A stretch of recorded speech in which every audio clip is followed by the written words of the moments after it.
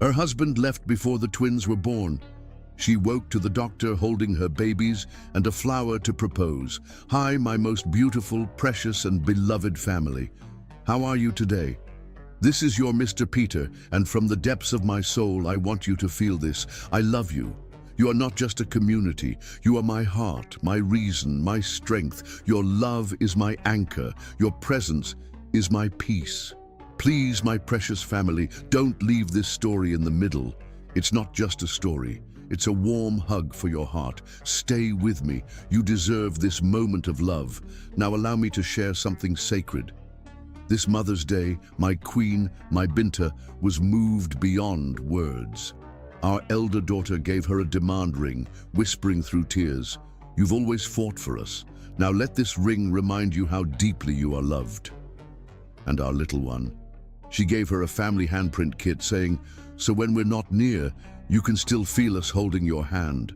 My beautiful family, our home was filled with tears and gratitude. And you, what gift did you give your parents? Or what gift touched your heart from your children? Let's celebrate these moments together. A special prayer for all my beautiful sisters and mothers. May your hearts be wrapped in a love so deep, no sorrow can shake it. May your hands, tired from giving, be filled with blessings beyond measure. May your souls be kissed by peace and your days overflow with grace. You are not just strong, you are divine. You are not just loved, you are treasured. May healing find you, joy embrace you, and may you always walk in light. Can we reach 1,000 likes, my beautiful family? Let the world see what love, unity, and faith look like. Like, comment, and share, because together we are unstoppable. Let's begin with faith, with fire, and with love that never fades. The windshield wipers fought a losing battle against the April deluge as Michael Boyer's luxury sedan crawled along the deserted country road. Beside him, Tina Esterline pressed her hands against her swollen belly, feeling the twins shifting restlessly inside her, as if they too sensed the explosive tension filling the car. "Please," she said softly, her voice barely audible over the drumming rain. "It's just a few more weeks. We can talk about this after the babies come." Michael's knuckles whitened on the steering wheel, his handsome face hardening into an expression Tina barely recognized. 3 years of marriage, and somehow the man beside her had become a stranger, cold, calculating, and increasingly cruel. "There's nothing to discuss." His voice cut like steel through the humid air between them. "I've made my decision." Lightning fractured the darkness, briefly illuminating the tears tracking silently down Tina's cheeks. How had they arrived at this moment? She closed her eyes, mind flashing back to the charity gala where they'd met, his relentless pursuit, the heady attention that made her feel like the only woman in the world. Their whirlwind romance had unfolded like a fairy tale. Passionate, declarations under starlit skies, extravagant gifts appearing without occasion, and a proposal after just 6 months that had swept her completely off her feet. "You promised to love me forever," she reminded him, one hand still cradling her belly protectively. "Standing in that church, you promised." A bitter laugh escaped him, the sound nothing like the warm chuckle that had once charmed her. "That was before you trapped me with these kids." "Trapped you?" The accusation stung with genuine shock. "We planned this pregnancy together. You held the positive test in your hands and wept. You said it was the happiest day of your life. I've changed my mind." His voice flattened, devoid of any emotion or warmth. "I'm not father material. Maybe I never will be." The car slowed suddenly, tires crunching on the gravel shoulder. Confusion replaced Tina's anguish as Michael reached across her to open the glove compartment, extracting a thick manila envelope. "What are you doing?" Panic rose in her throat as the engine idled. "Michael, we're miles from anywhere." "The weather service issued flood warnings." Without meeting her eyes, he thrust the envelope into her hands. "Divorce papers already filled out. My lawyer will contact you when I return from overseas. Tina stared at the envelope, her mind refusing to process his words. You can't be serious. I'm 9 months pregnant with our children. Another flash of lightning revealed Michael's face, cold, resolved, completely devoid of the man she'd fallen in love with. They're your problem now. The words landed like physical blows. Michael, please, get out. What? Her voice climbed with building terror. You can't leave me here. The nearest house is miles away. Get out. Each syllable emerged clipped and final as he reached across her to push open the passenger door, allowing sheets of rain to soak the leather upholstery. I'm begging you. Tina clutched at his sleeve, desperation overriding dignity. If there's any part of you that ever loved me. His fingers closed around her wrist with bruising force. The accounts have been emptied. The house sale closes next week. This ends tonight. Before she could process his words, he shoved her, not violently enough to harm her, but with sufficient force that she had to step out to avoid falling. The moment her feet touched the muddy ground, the door slammed shut behind her. Michael! She pounded against the window, rain instantly soaking through her thin maternity dress. Please don't do this! Their gazes locked through the glass. Hers, desperate and pleading, his empty and remote. Without another word, he shifted into drive and accelerated away, tires spraying muddy water across her legs as the taillights disappeared into the darkness. For several heartbeats, Tina stood frozen in disbelief. The divorce papers crumpled against, her chest rapidly disintegrating in the relentless downpour. Then reality crashed over her with the force of the thunder that cracked overhead, abandoned, 9 months pregnant, in a violent storm, miles from any shelter. Help! The scream tore from her throat, quickly swallowed by the howling wind. Somebody help me! Only the empty road answered as she began to walk. One hand supporting her aching back, the other still instinctively shielding her unborn children. Each step became an exercise in determination, her sodden dress clinging to her legs while the temperature continued to drop. A violent shiver racked her body, teeth chattering uncontrollably. Stay strong, she murmured to her belly. Mommy's going to find shelter. After 20 minutes of painful progress, with no sign of civilization in any direction, Tina's determination began to falter. Her legs trembled beneath her, muscles weakening just as the first warning cramp seized her abdomen, forcing a gasp from her lips. No, not now, she pleaded, massaging her belly as fear clawed at her throat. Please, not here, not like this. Another contraction answered, stronger this time. Tina sank to her knees on the muddy shoulder, a primal cry escaping as her body betrayed her. This couldn't be happening. She couldn't deliver her babies here, alone in the rain and cold. As the contraction eased, she struggled back to her feet, determination fueling her last reserves of strength. Just a little further. There had to be a house, a gas station, anything. The third contraction struck with brutal force, driving her back to the ground.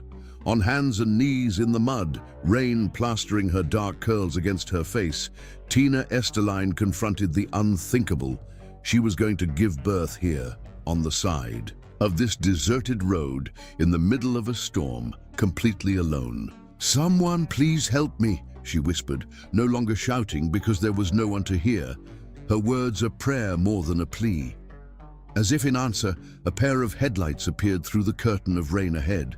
Approaching slowly through the downpour, gathering her last fragment of strength, Tina pushed herself up, waving frantically. Here, please stop, help me. The vehicle, a modest sedan, nothing like Michael's luxury car, slowed and then stopped completely. Through the sheets of rain, Tina made out a figure rushing toward her, silhouetted briefly as lightning illuminated the scene. Ma'am, are you injured? A deep male voice called out, concern evident in each word. Another contraction seized her before she could respond, doubling her over with its intensity. Strong hands caught her before she could collapse into the mud. "You're pregnant," the man observed, alarm sharpening his tone as he knelt beside her, heedless of the water soaking through his clothes. "What are you doing out here alone?" "My husband," Tina managed between ragged breaths as the contraction eased. "He left me the babies. They're coming now." "I'm Dr. Chris Honeycutt," the stranger said, already helping her toward his vehicle with surprising gentleness. "I need to get you to a hospital immediately." Tina glanced up through rain-soaked lashes at her rescuer, his features briefly illuminated as lightning split the sky again. Kind eyes set in a strong face, a jawline tight with concern rather than judgment, the countenance of a stranger who had stopped when her husband of 3 years had driven away without a backward glance. "Thank you," she whispered as he helped her into the passenger seat, her voice breaking on the simple words, "I thought I was going to die out here." "Not on my watch," Dr. Honeycutt promised, his tone carrying an authority that somehow penetrated her fear. As he settled her into the seat, he held her gaze with an intensity that anchored her amid the chaos. "You and your babies are going to be fine. I promise." Another contraction gripped her as he closed the door and hurried around to the driver's side. Through the haze of pain and fear, clarity struck Tina with unexpected force. This stranger, this Dr. Chris Honeycutt, had shown her more compassion in 2 minutes than Michael had in the past 6 months. As the car pulled back onto the road and accelerated toward the hospital, Tina surrendered to the pain and the strange sense of safety provided by her unexpected rescuer. Her life had shattered completely tonight, but as the twins pushed insistently toward their birth, she recognized with startling insight that endings and beginnings sometimes arrived in the same moment, indistinguishable from each other, until time revealed which was which. Chapter 2, New Life, New Hope. "Stay with me, Tina," Dr. Chris Honeycutt commanded, his voice a steady anchor as he navigated the treacherous roads toward Mercy General Hospital. One hand gripped the wheel, while the other clasped her trembling fingers. "Talk to me about the contractions." How far apart? Pain contorted her features as another wave crashed through her body. 3, maybe 4 minutes, she managed, shivering violently in her saturated dress. "It's too early, 2 more weeks until they're due." "Twins often arrive ahead of schedule," he assured her, his calm demeanor belying the urgency visible in his eyes. "And yours will be just fine, so will you." The certainty in his voice gave her something to focus on as another contraction tore through her. Instead of screaming, she concentrated on the warmth of his hand, the only comfort in a world suddenly devoid of security. "Almost there," he promised, as the hospital's emergency entrance came into view, lights cutting through the relentless rain. Before she could respond, he was already on his phone, issuing concise instructions that blurred together as pain clouded her awareness.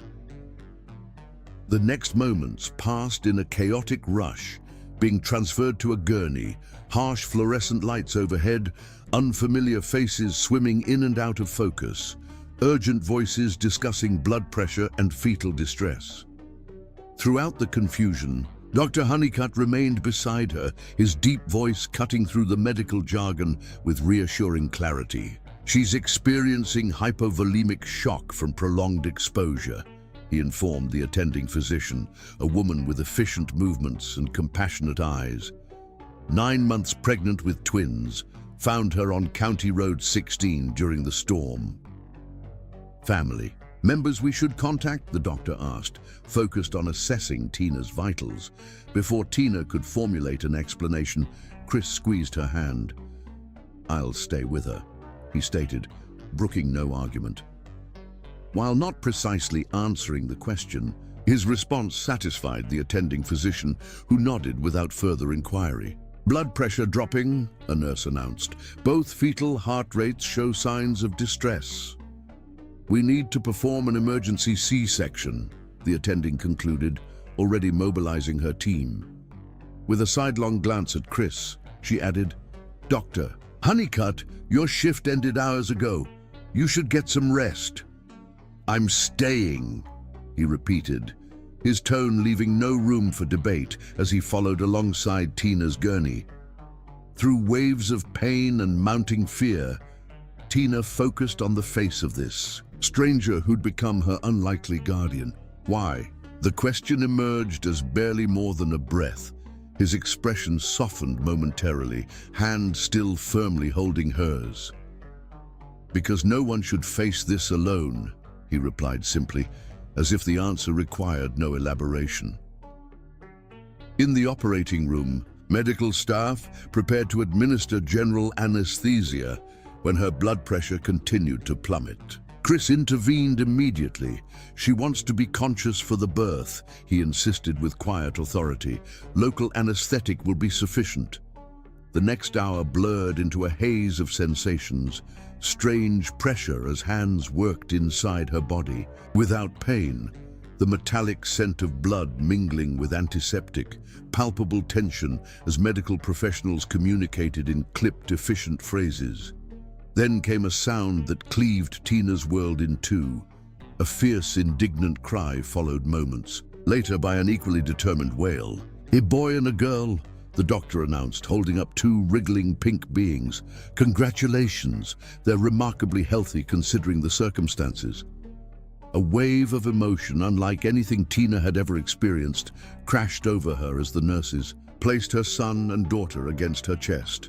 Despite exhaustion, shock, and lingering fear, love surged through her with such intensity it momentarily eclipsed all else. These tiny beings, their scrunched faces still slick with the evidence of their difficult journey, instantly became the center of her universe.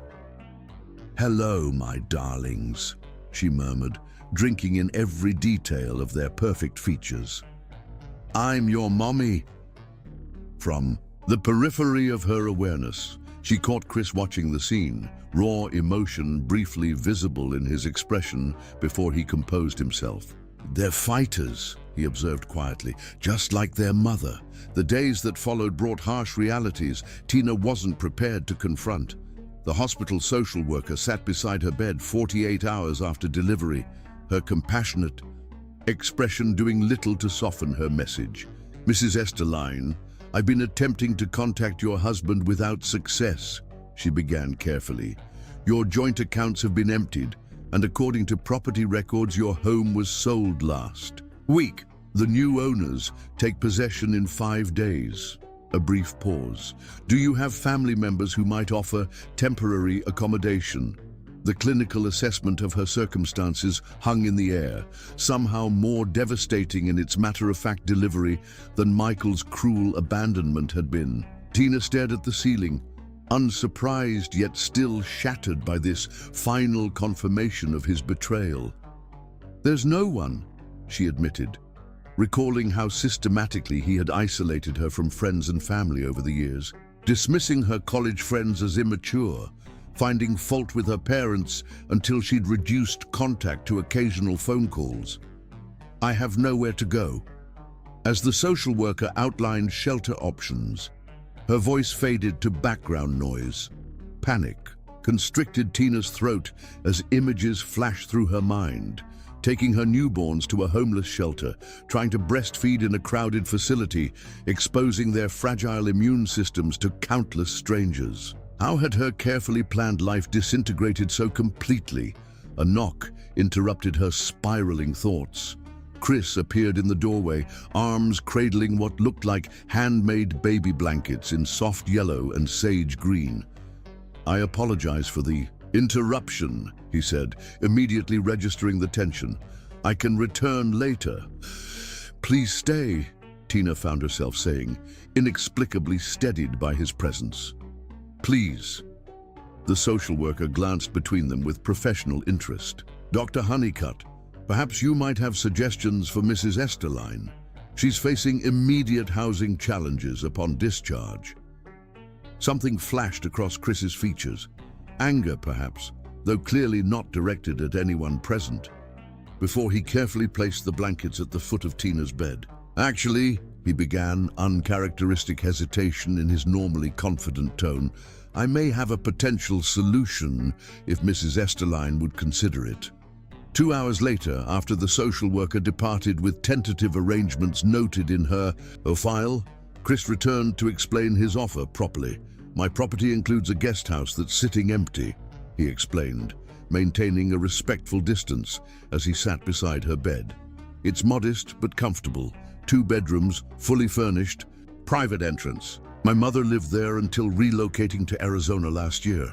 Tina shook her head, warring emotions making it difficult to think clearly. I couldn't possibly.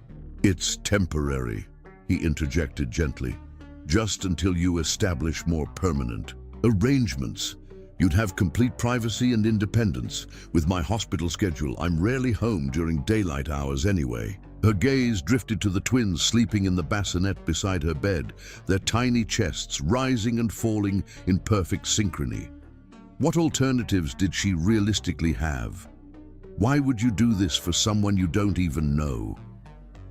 The question emerged more vulnerable than she'd intended. Chris considered his response with unusual care, his eyes following hers to the sleeping infants. Someone once showed my mother and me the same kindness when I was very young, he finally explained. I'm simply passing it forward, nothing more complicated than that.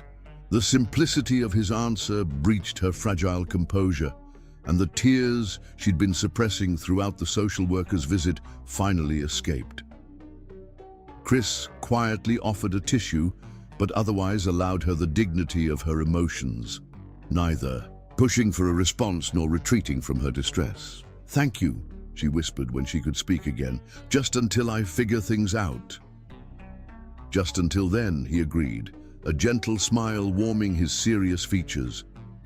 3 days later, Tina was discharged with her twins, Elijah and Emma, names she'd chosen without Michael's input after he'd made his indifference abundantly clear. Chris helped navigate the paperwork, handled the discharge process, and settled the babies into car seats he'd somehow procured overnight. The guest house exceeded her expectations, a charming cottage with a covered porch positioned at the far end of a sprawling property dominated by a modest 2-story farmhouse. Inside awaited a fully stocked refrigerator, a changing table with meticulously arranged supplies, and 2 handcrafted wooden cradles positioned beside the master bedroom's queen-sized bed. These belonged to my grandfather, Chris explained when he caught her admiring the smooth walnut finish. He was a carpenter by trade. They've been in my attic gathering dust. That first night alone with the twins tested Tina's limits in ways even childbirth hadn't prepared her for. Emma refused to latch properly despite multiple attempts, growing increasingly frustrated and hungry. Elijah developed hiccups that escalated into inconsolable wailing, his tiny face reddening with effort. Exhausted and overwhelmed, Tina found herself sitting on the kitchen floor at 3 a.m., a screaming infant in each arm, fighting back desperate sobs. A gentle knock startled her. Chris stood in the doorway in sweatpants and a rumpled t-shirt, clearly roused from sleep but instantly alert at the sight of her distress. Their cries carried to the main house, he explained, stepping inside without waiting for an invitation. May I help? Too exhausted to refuse, Tina surrendered Elijah to his waiting arms. With practiced movements, Chris positioned the wailing infant against his shoulder, one large hand supporting the tiny head while the other patted a gentle rhythm against his back. Try holding Emma like this, he suggested, demonstrating a different nursing position with Elijah. Sometimes they need to feel more secure. Following his guidance, Tina repositioned her daughter. Immediately, Emma latched on properly, her indignant cries subsiding as she nursed hungrily. Meanwhile, Elijah's wails diminished to soft hiccuping, sounds against Chris's shoulder. How do you know so much about infants? Tina asked, observing with amazement as her son's eyelids grew heavy in this man's capable hands. Pediatric rotation during residency, he answered, voice lowered to match the gradually quieting room. plus 4 nieces and nephews who visited every summer. You developed techniques out of necessity.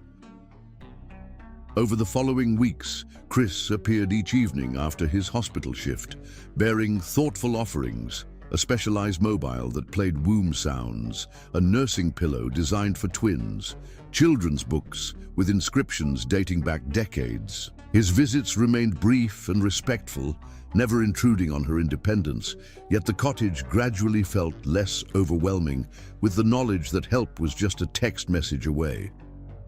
On the night the twins reached 1 month of age, Tina emerged from the nursery after an extended bedtime routine to find Chris in her living room. He'd let himself in quietly, a covered dish that smelled of homemade comfort on the coffee table. He sat reading a medical journal, reading glasses perched on his nose, waiting patiently without disrupting her evening routine.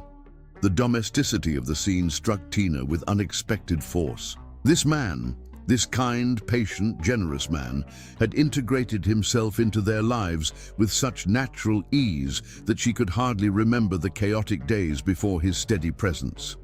Sensing her arrival, Chris looked up with that gentle smile that never demanded anything in return.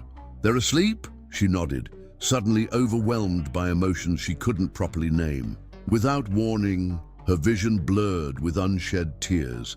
Rather than offering empty reassurances, Chris simply closed his journal and waited, giving her space to either compose herself or break down completely, whichever she needed most. "I don't know how to adequately thank you," she finally managed, voice scarcely audible, "for everything."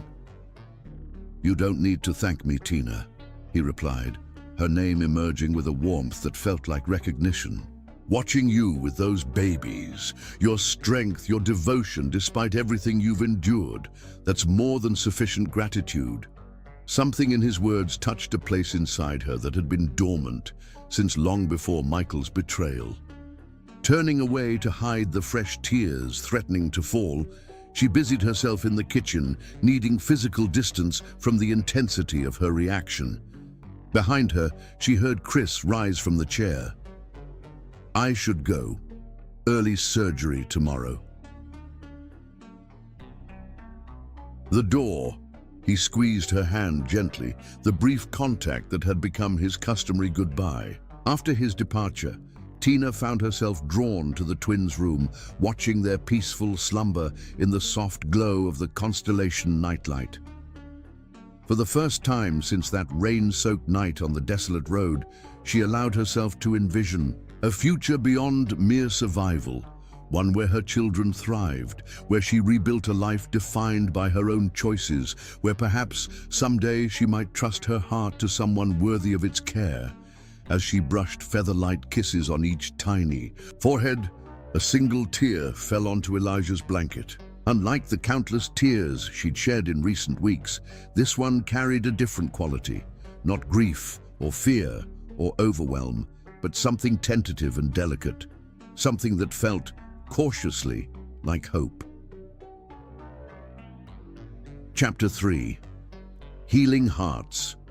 By early July, 3 months after that fateful April storm, summer had transformed the landscape beyond Tina's cottage windows. Inside, seated cross-legged on the living room floor with her laptop, she put the finishing touches on a logo design for Sweetwater Bakery, her first paying client since establishing her freelance business.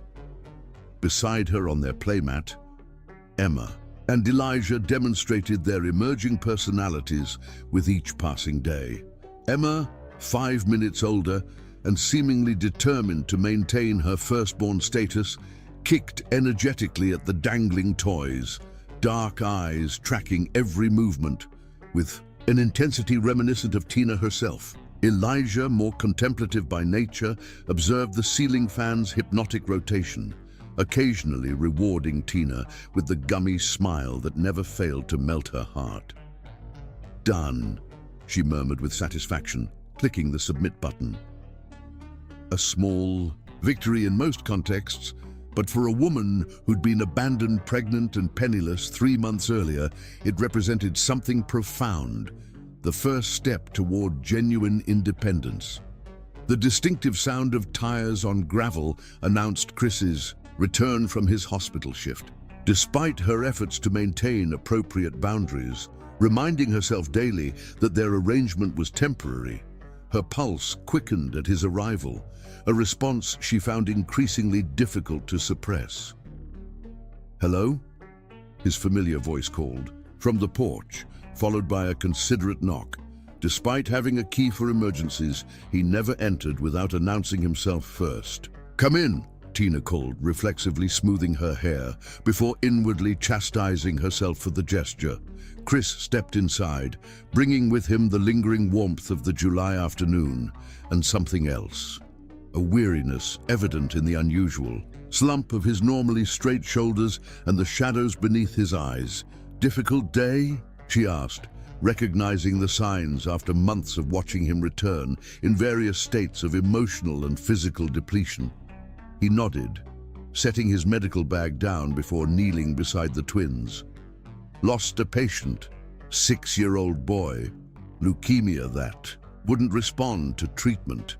The simple statement contained worlds of grief, and Tina's heart constricted for him. She'd learned that Chris invested himself completely in each child under his care, celebrating their recoveries and mourning their losses with equal intensity. "I'm so sorry," she said softly, resisting an unexpected urge to reach for him. Their relationship existed in a carefully maintained middle ground, more than landlord and tenant, less than whatever her occasionally wayward thoughts suggested. Chris gently tickled Elijah's stomach, earning another radiant smile. "Some days I question my specialty choice," he admitted.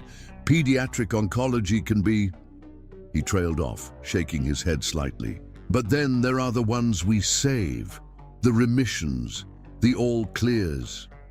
His gaze shifted to Emma, who had noticed his arrival and now waved her arms in silent demand. "The new beginnings." Without hesitation, he scooped Emma up, settling her against his chest with an ease that still amazed Tina. Her daughter, typically fussy with strangers, immediately settled in his arms, tiny hand reaching to pat his stubbled cheek. "They've missed you," Tina observed, carefully neutral despite the warmth spreading through her chest at the tableau before her. Chris had been on call for the past 2 days, the longest he'd been absent since they'd moved into the cottage. "I've missed them too." His eyes met hers over Emma's dark curls. The unspoken addition, "and you," hovered in the air between them, neither willing to acknowledge it directly. "Are you hungry?" Tina asked, breaking the moment. "I made lasagna. Your recipe, actually." His expression lightened, fatigue momentarily receding. "You've been paying attention." "Hard not to," she replied, rising to her feet. "You've been feeding us for months.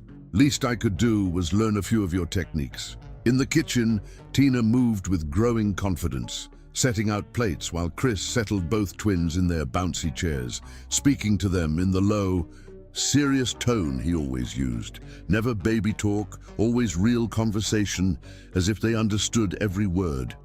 Perhaps they did, in their way. They certainly responded to him with focused attention they gave few others. "I finalized the bakery logo today," Tina mentioned as they sat down to eat.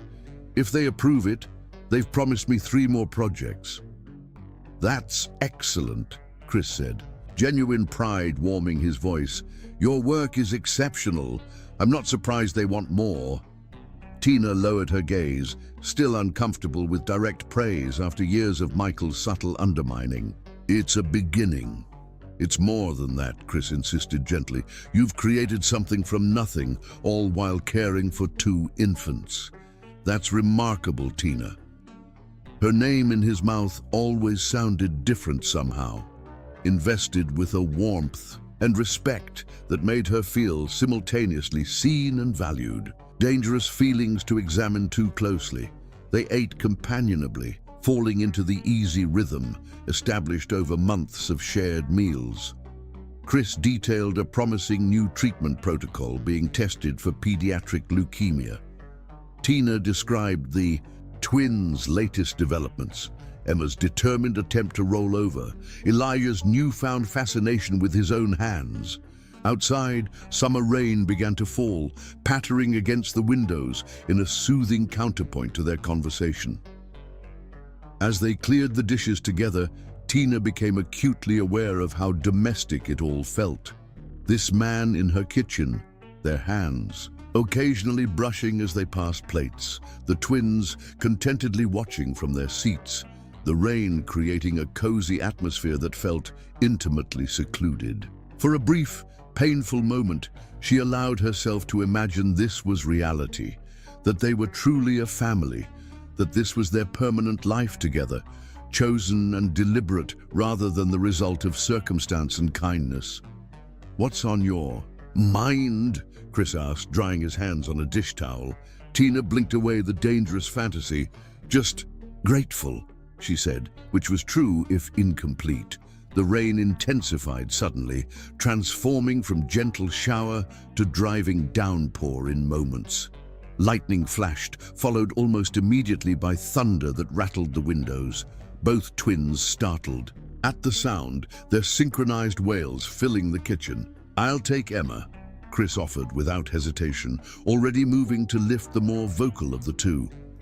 Tina gathered Elijah, whose lower lip trembled pitifully even as his sister exercised her impressive lungs. Another crash of thunder sent Emma into fresh paroxysms of fear, her tiny body rigid against Chris's chest. "It's just the sky applauding," he murmured, large hand cupping the back of her head protectively. "Nothing to fear, little one."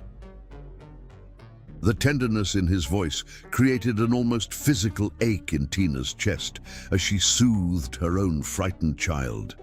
This man, who spent his days battling to save children's lives, still had seemingly endless reserves of compassion for her babies. At the end of his grueling shifts, it took nearly an hour to settle the twins, the storm continuing to rage outside, echoing that fateful April night. When they finally succumbed to sleep, Tina and Chris retreated to the living room, both emotionally and physically drained. "That sound," Tina said quietly as another thunderclap shook the cottage. "I still can't hear it without remembering." She left the sentence unfinished. Chris knew the entire story now, how Michael had driven away, leaving her pregnant and alone in a storm, much like this one. How she'd believed she would die there on that deserted road until headlights appeared through the darkness. "I was almost home," Chris said, his voice equally subdued as he stared into middle distance. "I nearly took the main road instead. If I had, the possibility hung between them. If he had chosen differently, if he hadn't found her, if the twins had been born on the roadside in the storm, too terrible to contemplate fully." "But you didn't," Tina replied, arms wrapping around herself. "You were there." Her voice caught slightly on the last word, suddenly overwhelmed by the realization that this man's simple choice to drive down a country road had altered the entire trajectory of her life and her children's lives. Chris looked up then, his eyes reflecting the same awareness. In the soft lamplight, with rain lashing the windows and thunder rolling overhead, the air between them seemed to thicken with unspoken words. "Tina," he said, her name barely audible over the storm. Before she could respond, a particularly violent gust of wind threw a branch against the window, startling them both. Chris rose, moving to check that the cottage was secure against the storm's fury. Tina followed, inexplicably anxious to remain near him, as if the shared memory of that first night had temporarily dissolved the careful boundaries she'd constructed. They met at the front door, Chris turning the deadbolt to ensure it was locked. His rain-dampened jacket hung on the hook nearby, and Tina reached to help him remove it, suddenly aware of how soaked he must have been upon arrival. "You're completely wet," she observed, fingers brushing the damp collar of his shirt. "You should have said something." "It didn't seem important," he replied, his voice dropping lower as her hands lingered on the fabric. They stood close, too close, in the narrow entryway, the electricity between them having nothing to do with the lightning outside. Tina registered the warmth radiating from his body. The clean scent of his skin mingled with antiseptic from the hospital, the slight quickening of his breath. His eyes, typically warm bronze in daylight, appeared darker in the shadowed hallway. Pupils dilated as they focused on her face. Time seemed suspended as they breathed the same air, neither advancing nor retreating. Then, with infinite gentleness, Chris raised his hand to her cheek, thumb brushing away a tear she hadn't realized she'd shed. "Tina," he whispered again, her name both question and answer.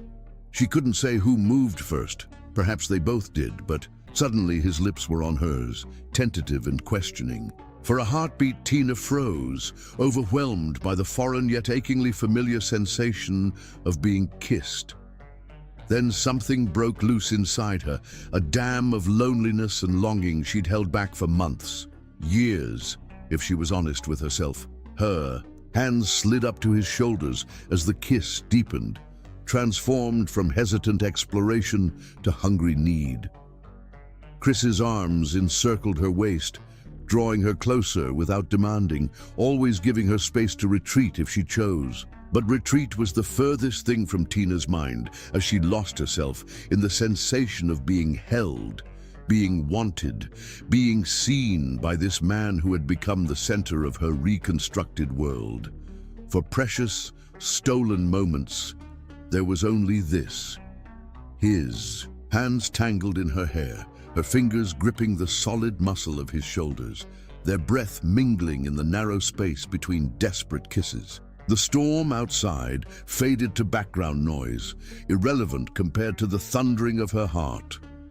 Then, like a bucket of ice water, Michael's face flashed in her memory. His cold eyes the last time she'd seen him, the casual cruelty with which he'd discarded her and their unborn children. The image triggered a cascade of fear, insecurity, and doubt that washed away the momentary happiness she'd found in Chris's arms.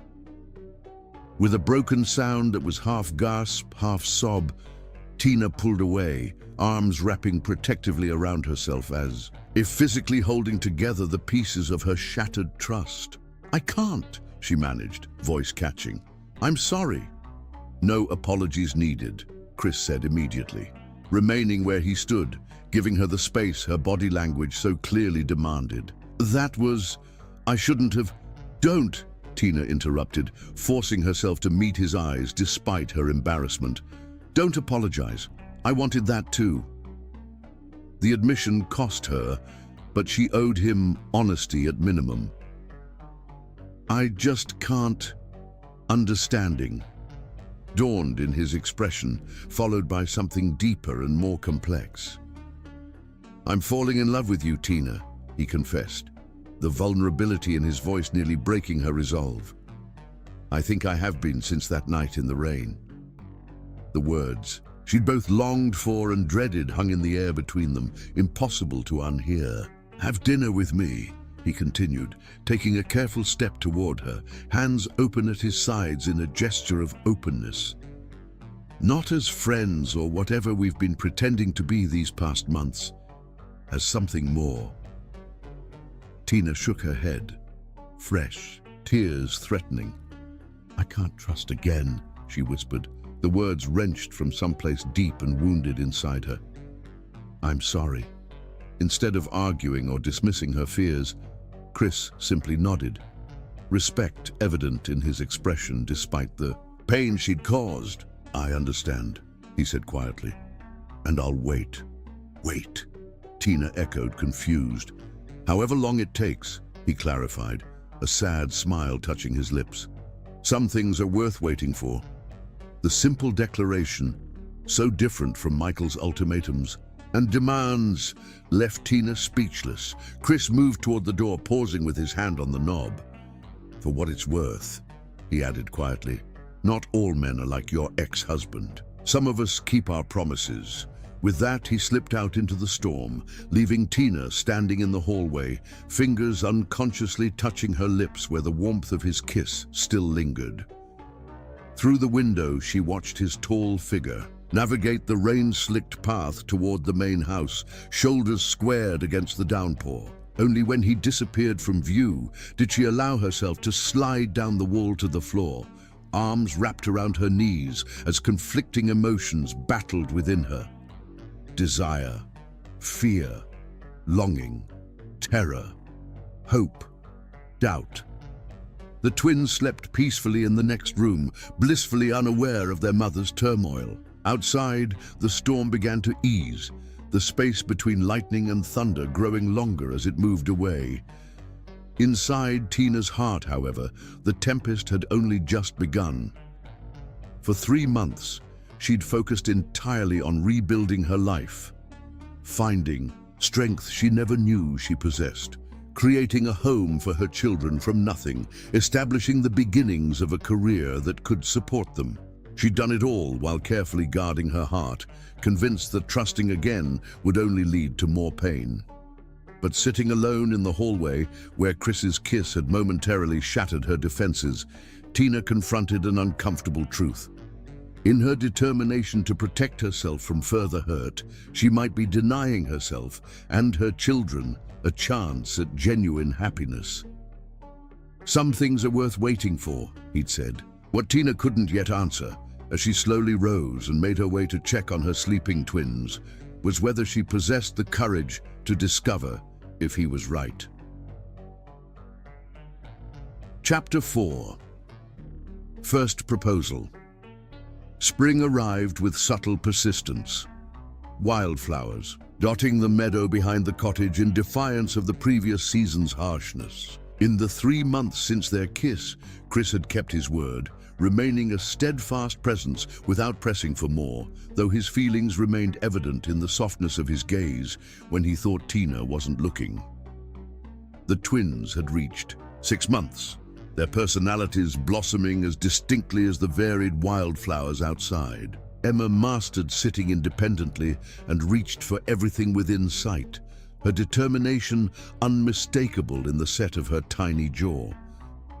Elijah, more watchful and deliberate, studied the world with thoughtful concentration, offering his heart-melting smile only to those who earned his trust. On a perfect Saturday morning in April, a knock at the cottage door revealed Chris dressed in casual jeans and a soft blue button-down that intensified the color of his eyes. "I want to show you something special today," he said without preamble. "Pack enough supplies for the twins for the full day. The road might be slightly rough, but I promise the destination is worth it." Curiosity piqued, Tina agreed, loading the twins and their seemingly endless necessities into Chris's SUV. The drive took them deeper into the countryside, eventually turning onto a narrow dirt road that wound through towering pines before opening to reveal a breathtaking vista, a pristine lake nestled in a valley, sunlight dancing across its surface in diamond patterns. "This is stunning," Tina breathed as Chris parked beside a small, well-maintained cabin. "My grandfather built it when my father was young," he explained, a rare nostalgia softening his features. "I spent every summer here until medical school." Inside, the cabin proved as charming as its exterior, rustic yet comfortable, with wide windows framing the lake view and a stone fireplace dominating the main room. While Chris unloaded their supplies, Tina spread a blanket on the porch for the twins, who watched the dappled sunlight through tree branches with wide-eyed fascination. The day unfolded with unhurried grace.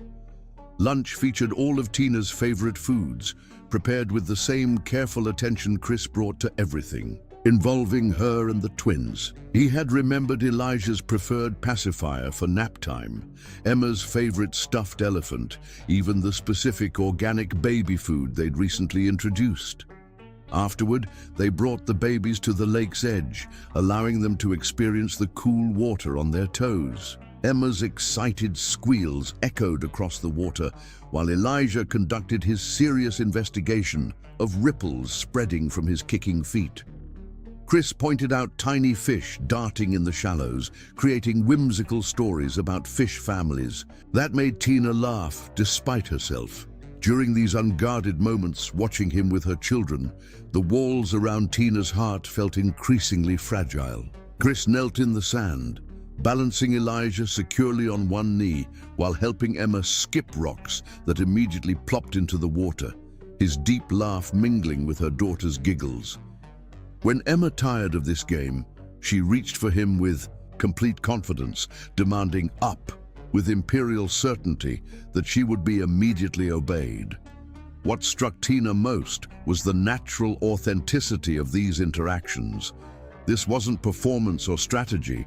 Chris genuinely connected with each child as an individual, responding to their distinct personalities with intuitive understanding. He had formed his own unique bond with the twins, independent of his feelings for their mother, loving them for themselves rather than as extensions of Tina. As afternoon mellowed and the twins napped in portable cribs Chris had somehow produced and assembled in the cabin's second bedroom, he suggested a short walk along the lakeshore. The spring air carried warmth without humidity, perfect for the light sundress Tina wore, her first venture into feeling feminine again after months of practical motherhood attire.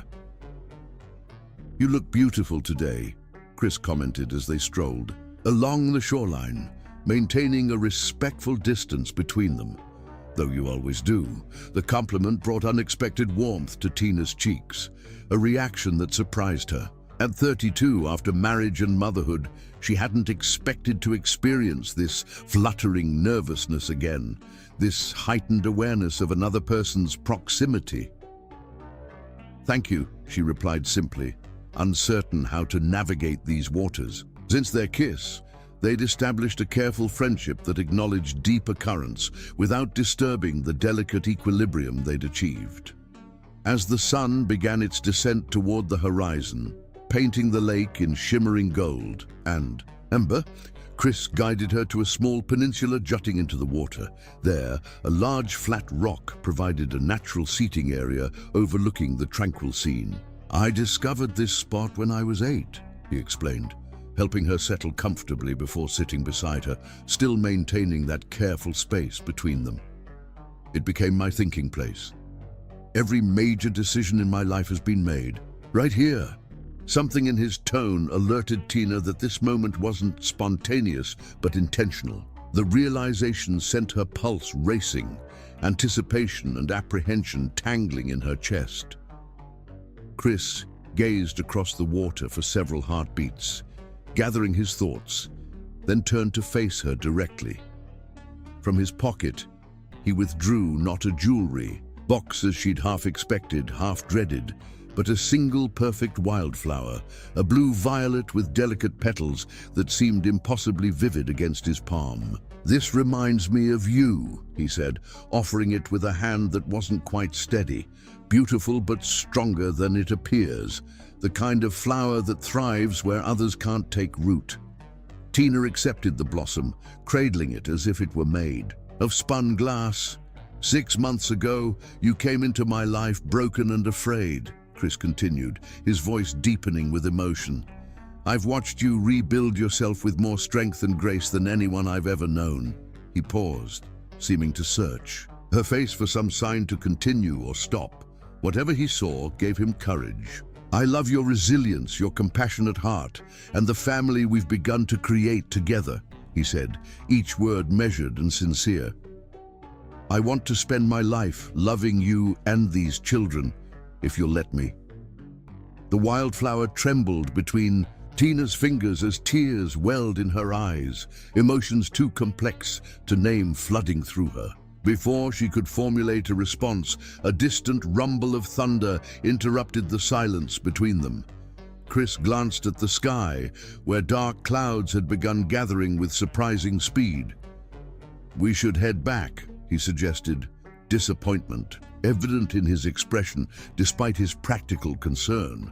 They barely made it halfway to the cabin before the skies opened, releasing a sudden spring downpour that drenched them within seconds. Running for shelter, they found themselves beneath the protective branches of an ancient oak tree, rain cascading around them like a liquid curtain. Breathless and laughing despite herself, Tina pushed wet hair from her face, suddenly aware of Chris watching her with an intensity that made her pulse quicken. In that moment, with rain drumming against leaves overhead and soaking through her thin dress, Tina felt more alive than she had in years. "Chris," she began, uncertain what she even wanted to say. He stepped closer, one hand rising to gently brush a raindrop from her cheek. "You don't have to answer now," he murmured, his gaze dropping briefly to her lips. "Just tell me you'll consider it." Whether it was the magic of the setting, the romance of the rain, or simply months of denial finally crumbling, Tina found herself moving toward him, closing the careful distance they'd maintained since that stormy night in her hallway. When their lips met, it wasn't with the desperate hunger of their first kiss, but with something deeper, a slow, burning need that built with each passing second. Chris pressed her gently against the tree trunk, one hand cradling her face while the other spanned her waist, holding her as if she was something precious and irreplaceable. Tina surrendered to the moment completely, arms winding around his neck, fingers threading through his rain-dampened hair. For glorious minutes, there was only this, the solid warmth of his body against hers, the taste of rain on his lips, the perfect rightness of being in his arms. Reality intruded with a particularly loud thunderclap, startling them back to awareness of their surroundings. The twins would be waking from their nap, possibly frightened by the unexpected storm. Reluctantly separating, they hurried back to the cabin, arriving just as Emma's distinctive cry indicated she was indeed awake and displeased by the thunder. For the next hour, they focused entirely on soothing the babies and preparing for the drive home, the interrupted proposal hovering unaddressed between them. It wasn't until they were back at Tina's cottage, the twins bathed and settled for the night, that Chris finally broached the subject again. "About what I asked at the lake," he began, standing in her doorway as he prepared to leave for the main house. Tina's heart constricted.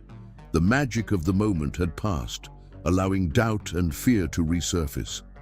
"I can't, Chris," she whispered, the words causing almost physical pain. "I'm not ready." Instead of disappointment or frustration, his expression showed only gentle understanding. "May I ask why?" "Beyond the obvious," he added, acknowledging her past trauma without dismissing. But the question deserved an honest answer. Taking a deep breath, Tina finally articulated the full extent of Michael's emotional abuse, how systematically he had isolated her from friends and family, criticized her appearance and interests until she questioned her own judgment, controlled their finances so completely that she had no independence, made her believe she was fortunate he tolerated her many failings. "By the time he left me that night, I barely recognized myself anymore," she concluded, tears tracking silently down her face. "I'm still finding pieces of who I used to be, still learning to trust my own decisions again." Chris listened without interruption, his eyes reflecting her pain without pity. When she finished, he simply nodded, accepting her truth without attempting to minimize or dismiss it. "Thank you for trusting me with that," he said quietly. Then, with infinite tenderness, he stepped forward and pressed a kiss to her forehead, a gesture of reverence rather than passion. "I'll be here, Tina. When you're ready, I'll still be here."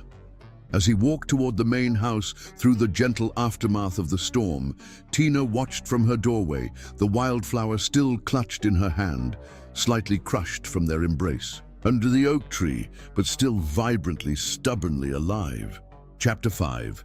Shadows of the Past. 1 year had passed since the rainy night that brought Tina and the twins into Chris's life. Spring had returned, flowers blooming where once there had been only mud and despair. The woman who had knelt, broken, on that deserted road now moved through her days with growing confidence, her life transformed almost beyond recognition. Tina's graphic design business had evolved from occasional projects to a steady client base. The cottage's second bedroom now functioned as her home office, with the twins sharing the master bedroom. Each invoice paid represented another step toward genuine independence. Bills covered by her own earnings, a modest savings account, clothes and toys purchased without relying on Chris's generosity. Throughout this transformation, Chris remained their steadfast support, caring for the twins during Tina's deadlines, becoming the father figure they instinctively reached for. Despite her rejection of his proposal 6 months earlier, he had maintained his promise to wait without pressure. The twins had recently celebrated their first birthday with a small gathering in the garden. Emma had marked the occasion by taking her first wobbly steps while Elijah had spoken his first clear word, Chris, missing the H but unmistakable in its intent. Mercy General is hosting its annual fundraiser next weekend, Chris mentioned one evening as he helped clear dinner dishes. The pediatric oncology wing is being recognized for the outreach program. That's wonderful recognition for your work, Tina replied. I'd like you to attend with me, he said, his tone deliberately casual, though his eyes revealed the significance of the invitation. As my guest. Their relationship existed in an undefined space, deeper than friendship, not quite. Romance. Accompanying him to a professional function would make concrete what had remained comfortably ambiguous. I wouldn't know what to wear to something like that, she demurred. You could design logos wearing pajamas and still be the most talented person in the room, Chris replied, with such matter-of-fact sincerity that Tina laughed despite herself. After a moment's consideration, Tina nodded. Yes, I'd like to celebrate your achievement.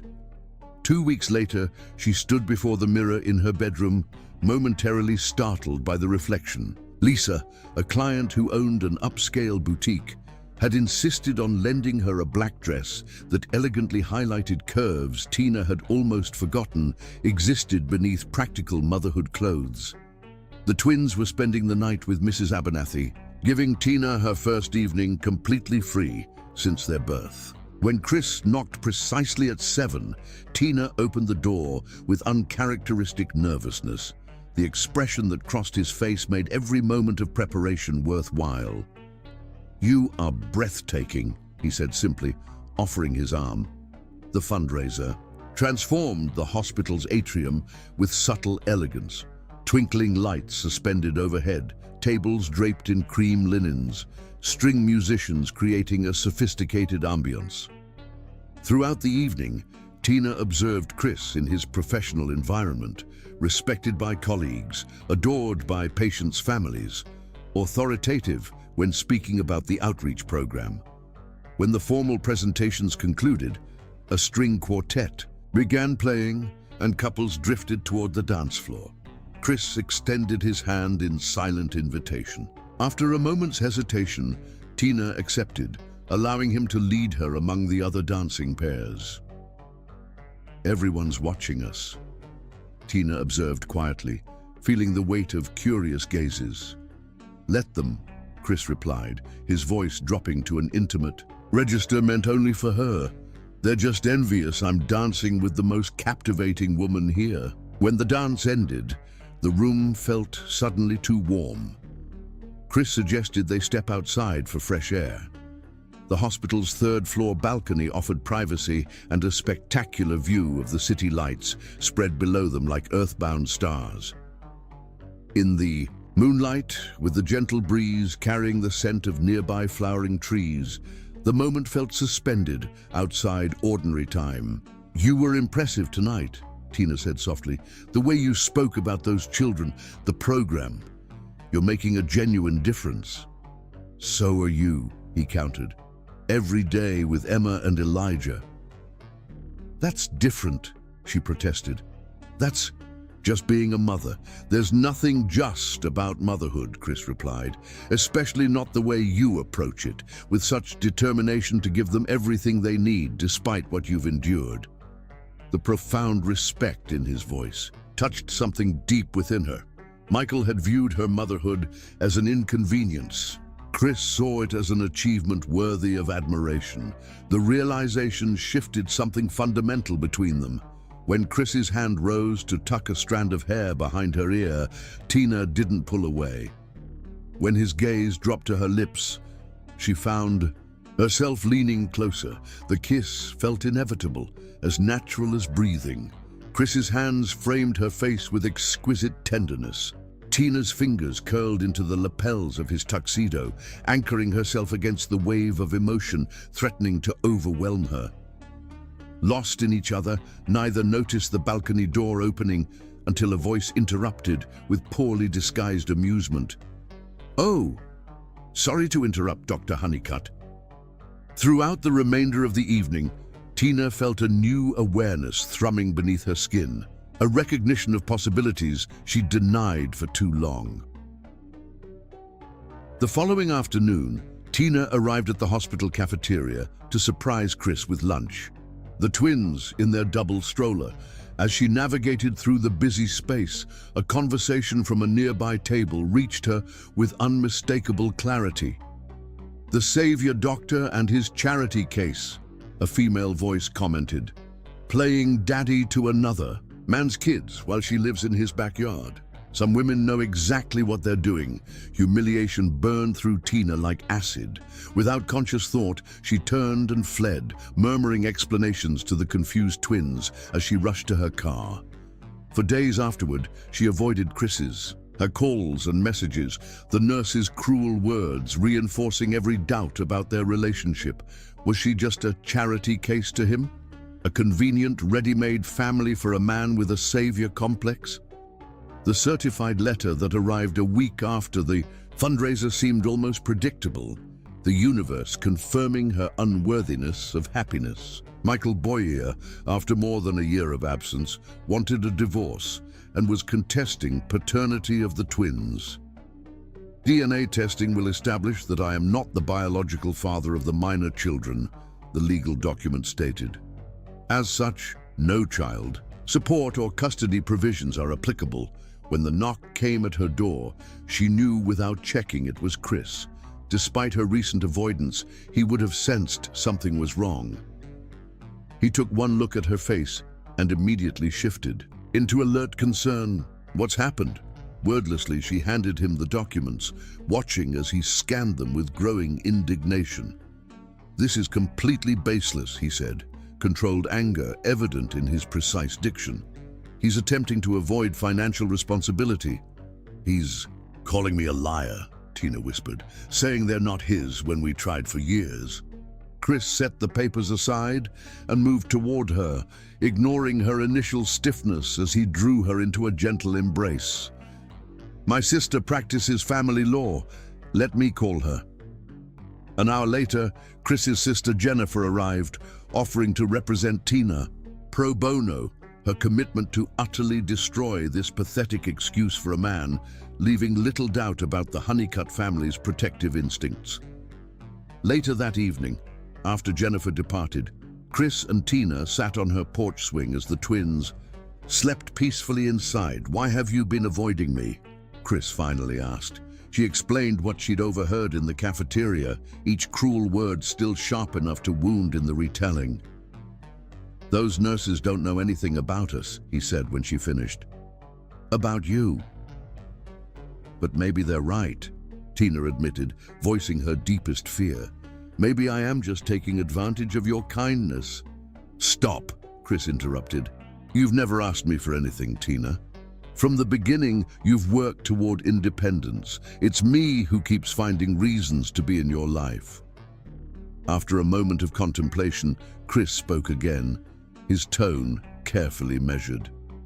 "If we were married, I could legally adopt the twins. Michael would have no claim, no ability to subject them to DNA tests or court appearances." "So this would be a marriage of convenience?" she asked, hollowness in her voice. "Nothing about loving you has ever been convenient, Tina," he replied quietly. "But I'd marry you for any reason you'd have me. The raw honesty in his voice made her throat tighten. Still, the memory of the overheard conversation, combined with Michael's reappearance, had reinforced every barrier she'd been gradually dismantling. "I'm sorry, Chris," she whispered. "I can't." He accepted her decision with grace, though she could see it cost him. As he left that night, Tina felt walls rising higher than ever around her heart. Walls she herself was building, brick by painful brick, to protect against the vulnerability of hoping for something she feared she didn't deserve. Chapter 6. Unexpected Passion. The twins' second birthday arrived on a perfect summer day, marked by colorful balloons tied to Tina's mailbox that caught the morning sunlight. As she carried in groceries for the afternoon celebration, a bittersweet smile crossed her face. 2 years since that stormy night had changed everything. 2 years of challenges, growth, and a love for her children so profound it still took her breath away when she contemplated its depth. Emma and Elijah had developed into distinct little personalities that both complemented and contrasted each other. Emma, fearless and articulate, approached life at full speed, speaking in surprisingly complex sentences and treating every new experience as an adventure to be conquered. Elijah, thoughtful and methodical, constructed intricate block structures and observed the world with intelligent eyes that absorbed everything around him. Despite Tina's rejection of his second proposal and the awkwardness that had followed, Chris remained constant in their lives. If anything, he seemed even more devoted to the twins, as if determined to prove his love for them existed independently of his feelings for their mother. He'd arranged his hospital schedule to be free for their birthday, arriving early to help transform Tina's modest backyard into a toddler paradise. "The dinosaur piñata was unnecessary," Tina commented as she watched him hang the papier-mâché creation from her oak tree. "They're too young to understand the concept," Chris grinned, sunlight catching the auburn highlights in his hair. "The piñata is for the adults," he explained with perfect seriousness. "After 2 hours of toddler birthday chaos, you'll need the therapeutic release of hitting something." The easy banter between them offered welcome relief after months of careful navigation. They'd rediscovered a version of friendship, though an undercurrent of awareness hummed beneath every interaction, unspoken but undeniable, a constant presence neither could fully ignore. The celebration itself remained deliberately small. Mrs. Abernathy from next door, Jennifer and her husband, 2 mothers from Tina's parenting group, and Chris's colleague Dr. Chen with her wife. The children demolished cupcakes with typical toddler enthusiasm, while the adults conversed in the dappled shade of Tina's flourishing garden. Watching Chris chase her laughing children through the sprinkler, Tina felt the familiar ache of recognition. What might have been, what could still be if she found the courage to reach for it. He caught her watching and smiled, an expression meant only for her that sent warmth spreading through her body despite the cool water droplets reaching her from the sprinkler's arc. As evening approached and guests departed, dark clouds began, gathering on the horizon, the air growing heavy with impending rain. Chris helped clean up while the exhausted birthday celebrants played quietly with new toys on the living room rug.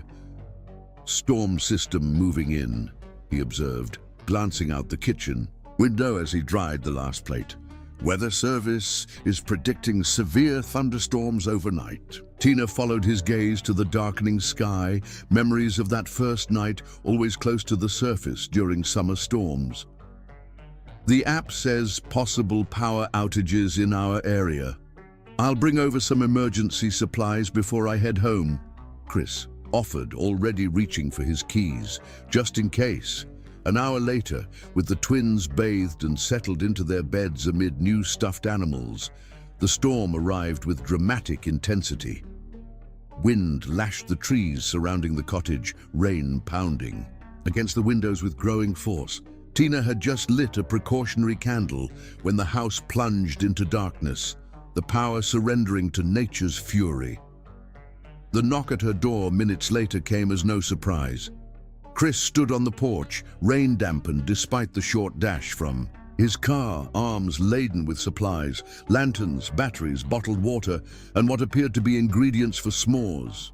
"You can't have a proper power outage without s'mores," he explained, setting everything on the kitchen counter. "We'll use the fireplace instead of a campfire." The moment struck Tina with its profound domesticity. This man had anticipated not just practical necessities, but also how to transform an inconvenience into an adventure for the children. It was characteristic of his approach to everything involving the twins, finding joy and opportunity in each challenge. They worked together by lantern light to build a small fire in the rarely used fireplace. The twins, awakened by the thunder, were delighted by this unexpected nighttime activity. Chris constructed a makeshift tent from blankets draped over the coffee table, creating a cozy haven that soon filled with childish giggles. "Tell story." "Chris," Elijah requested, his pronunciation of Chris's name still missing the H in a way everyone found endearing. "About dragons," Emma added decisively, settling against pillows with her favorite blanket. Without hesitation, Chris launched into an improvised tale about brave dragon siblings who protected their forest home from a grumpy storm giant. His deep voice rose and fell with the rhythm of the narrative, acting out different characters with such animation that even Tina found herself drawn into the story. By the time the dragons had convinced the storm giant to use his powers for good, creating gentle rain for thirsty flowers instead of frightening thunderstorms, both twins had drifted back to sleep. "You have remarkable storytelling talent," Tina observed softly as Chris carefully extracted himself from the blanket fort. "Have you considered writing children's books?" He smiled, the firelight casting warm shadows across his features. "Maybe someday, when I retire from medicine in 30 years. They settled on opposite ends of the sofa, the sleeping children visible in their fort, the storm continuing its percussion against the windows. In the intimate glow of firelight and scattered candles, the cottage felt like a world apart from ordinary reality. A pocket universe containing only the four of them. "Johns Hopkins has offered me a position," Chris said quietly, breaking the comfortable silence between them. "Head of Pediatric Oncology Research. It would mean relocating to Baltimore." The casual statement landed with physical impact. Tina struggled to maintain her expression, to hide the sudden emptiness that opened inside her at the thought of Chris leaving. "That's incredible," she managed, forcing enthusiasm into her voice. "What an opportunity. When would you start?" "They want my decision within the month. The position begins in September." His gaze remained fixed on the fire rather than meeting her eyes. "I haven't accepted yet." "Of course you should take it," Tina said automatically, even as an internal voice screamed protests. "It's Johns Hopkins. That's the opportunity of a lifetime." Chris finally turned to face her, firelight reflecting in his eyes. Some things matter more than career advancement. The implication hung in the air between them, heavy with meaning neither was willing to articulate directly. Tina rose abruptly, needing movement to manage the emotions threatening to overwhelm her. "I should check the candles in the kitchen," she murmured, retreating to the relative safety of another room. Chris followed, bringing a lantern to supplement the flickering illumination of the kitchen candles. In the confined space, with the storm rattling the windows and the children sleeping in the next room, the air between them seemed to thicken with unspoken words. Tina busied herself rearranging candles that needed no adjustment, acutely aware of Chris's proximity as he leaned against the counter watching her. When she reached to move a candle from the windowsill, their fingers brushed accidentally, the simple contact sending an electric current through her body. "I should probably go," Chris said, his voice dropping to a register that somehow conveyed the opposite of his words. "Let you get some rest. Stay," Tina replied before she could reconsider. "The storm's intensifying. You can take the couch." Another crash of thunder punctuated her words, as if nature itself were emphasizing the logic of her invitation. Chris nodded, his gaze never leaving hers in the golden candlelight. "Tell me to stop," he whispered, moving imperceptibly closer, giving her every opportunity to retreat, to maintain the careful boundaries they'd established.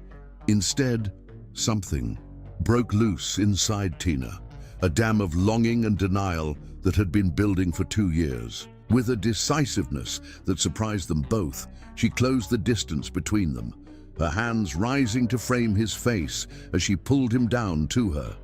Their kiss held nothing of hesitation or tentativeness. This was hunger, pure and undiluted, the culmination of years of wanting disguised as friendship.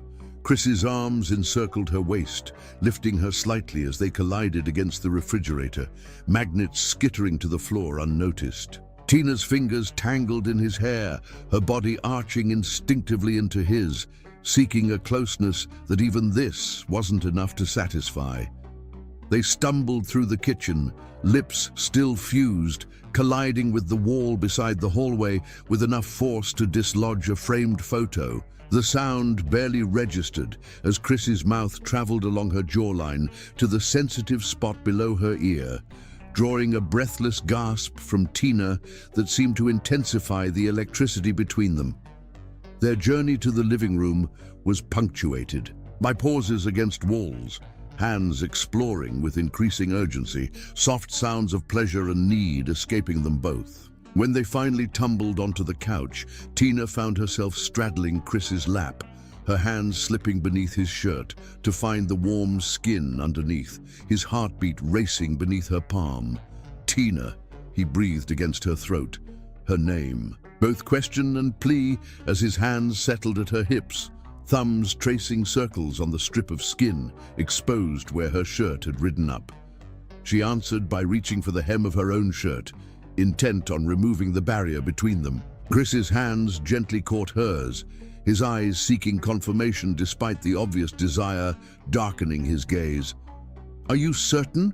he asked, the question clearly costing him visible restraint. Before Tina could answer, a particularly violent thunderclap shook the cottage, followed immediately by twin wails from the blanket fort.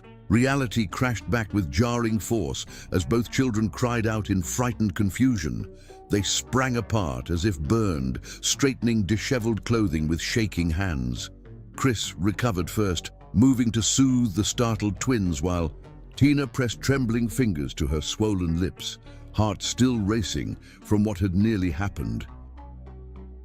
By the time the children were calmed and settled back to sleep, the moment's fierce passion had given way to uncomfortable awareness. Chris sat at the far end of the couch, maintaining careful distance, his normally composed features showing signs of internal struggle. "I'm sorry," he began, raking a hand through hair already mussed from Tina's fingers. "I shouldn't have. Don't apologize for something we both wanted," Tina interrupted, surprising herself with her directness. "That's what scares me, Chris. How much I want you, how much I need you. I can't survive being abandoned again." The vulnerability in her admission seemed to create an opening for honesty too long deferred. "When I was 26, Chris said quietly, staring into the dying embers of the fire, "I was engaged to another doctor. We'd been together since medical school, had our lives planned out perfectly. 2 weeks before the wedding, she left me for the chief of surgery at her hospital. Older, more established, wealthier. She said I was a good man but a safe choice, and she wanted more excitement." Tina listened in stunned silence, having never heard this part of his past. "We're both carrying scars," he acknowledged, finally meeting her gaze across the shadowed room. "But maybe we could heal together." He shifted closer on the couch, taking her hand in his, thumb tracing gentle patterns on her palm. I love you, Tina, all three of you. Be my family before I take that transfer. Come with me to Baltimore. Let me love you properly." The naked vulnerability in his eyes nearly overcame her resistance.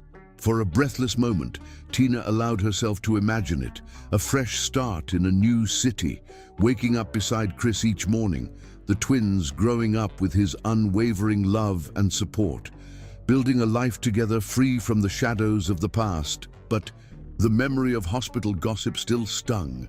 Michael's legal threats still loomed, and the terror of risking her heart again still paralyzed her at the final hurdle. "I need more time," she whispered, the words inadequate against the depth of emotion between them, yet all she could offer in that moment.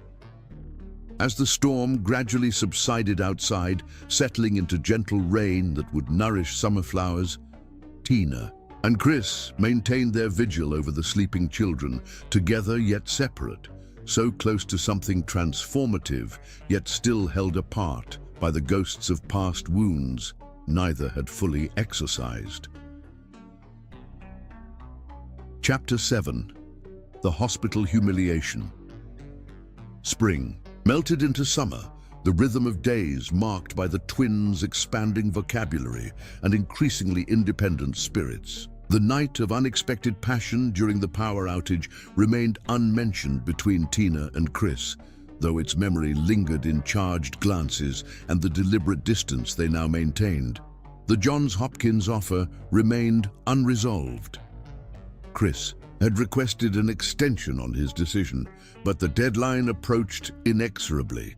Tina caught him watching the twins with particular intensity during his visits, as if committing their features to memory.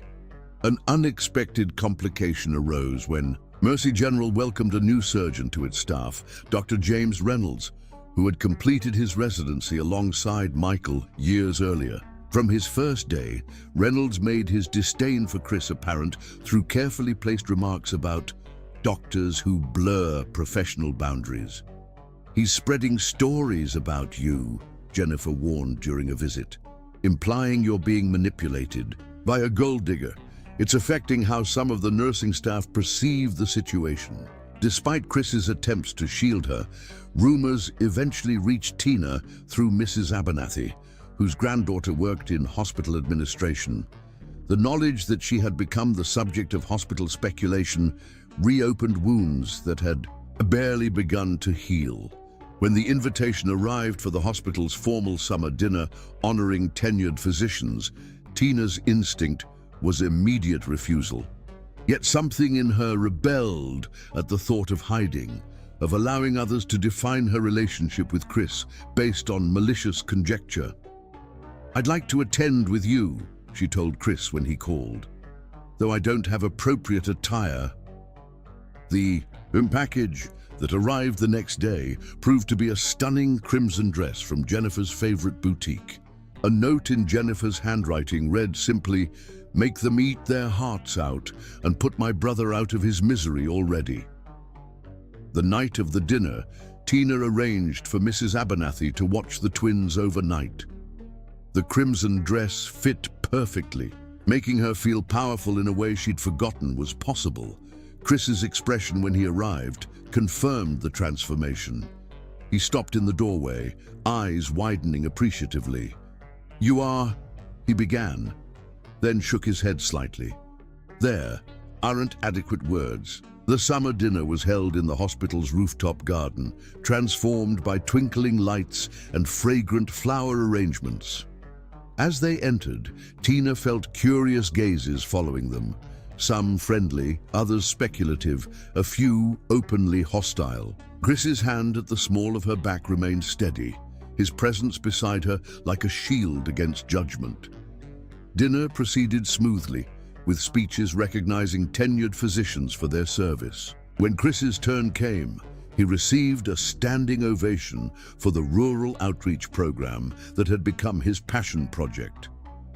Just as Tina began to think the evening might pass without incident, Dr. Reynolds approached their table, champagne glass in hand, an artificial smile in place. "Honeycutt," he greeted with forced joviality. "Upholding the department's reputation as always." Reynolds, Chris acknowledged coolly.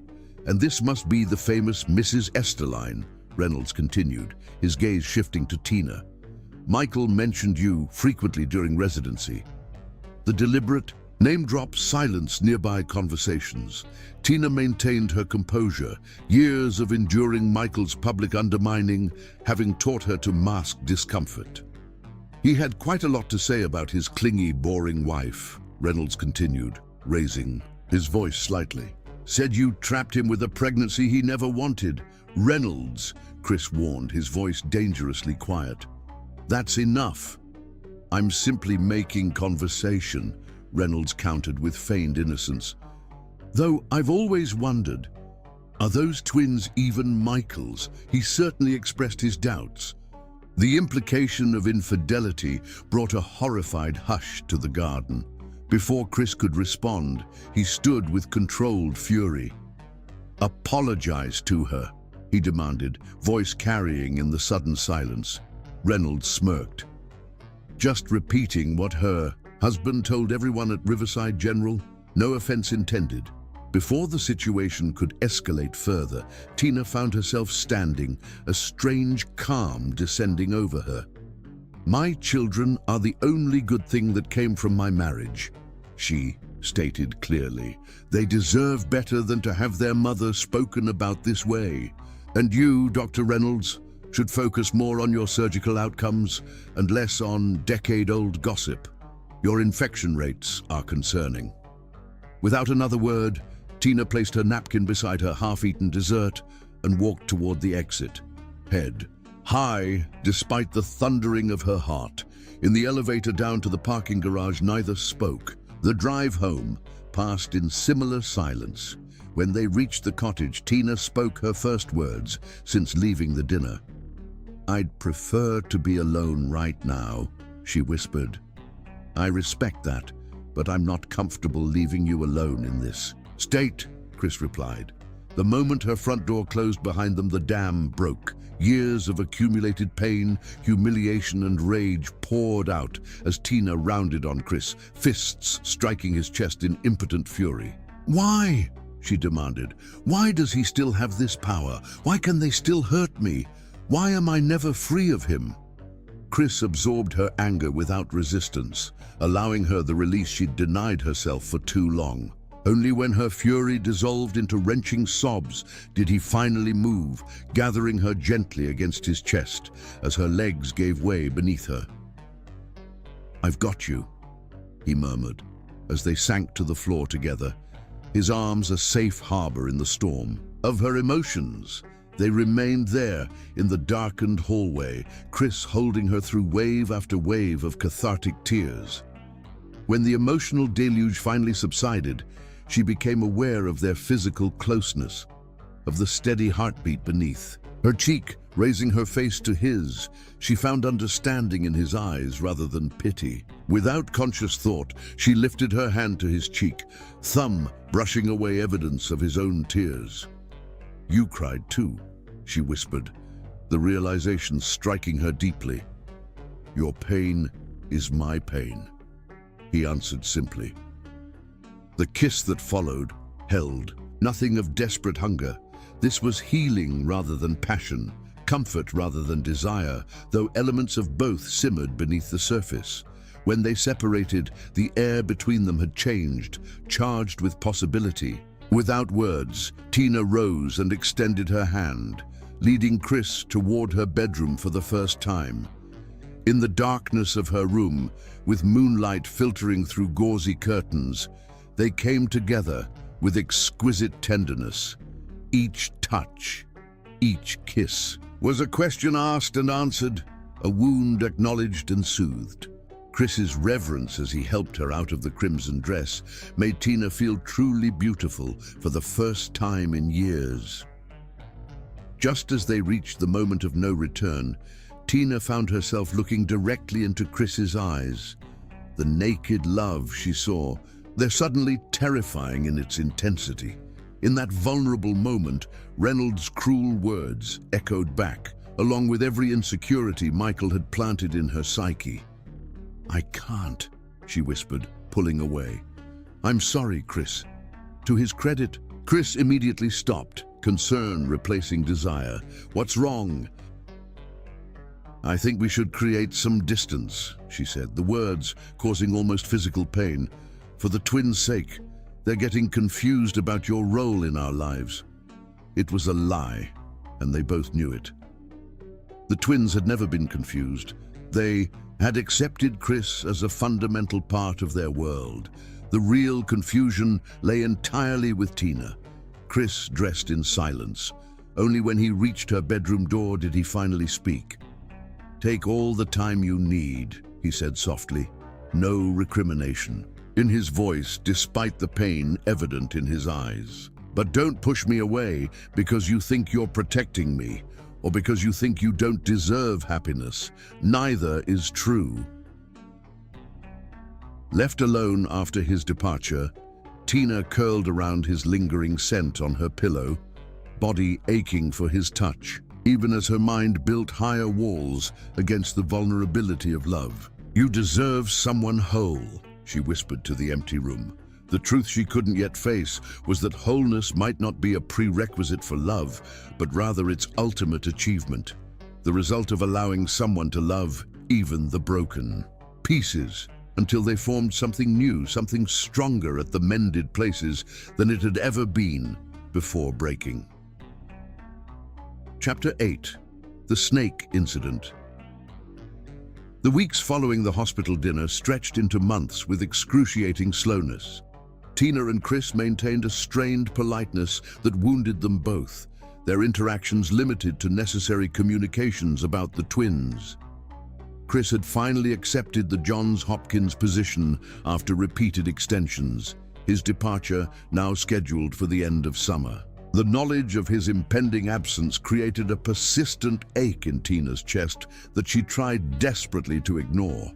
Despite her determination to create distance, Chris refused to abandon the twins. He still visited regularly, though he carefully timed his appearances to coincide with Tina's design deadlines, minimizing their direct contact while maintaining his relationship with the children. Emma and Elijah, now 3 years old, sensed the tension but remained devoted to their Chris, their faces illuminating whenever he appeared. As July blazed into August, the twins' 3rd birthday approached. Despite the awkwardness between them, Chris insisted on hosting the celebration at his home, pointing out practically that his expansive backyard offered space for the water activities he'd planned to combat the summer heat. Tina agreed reluctantly, unable to deny her children the joy of the day despite her own discomfort.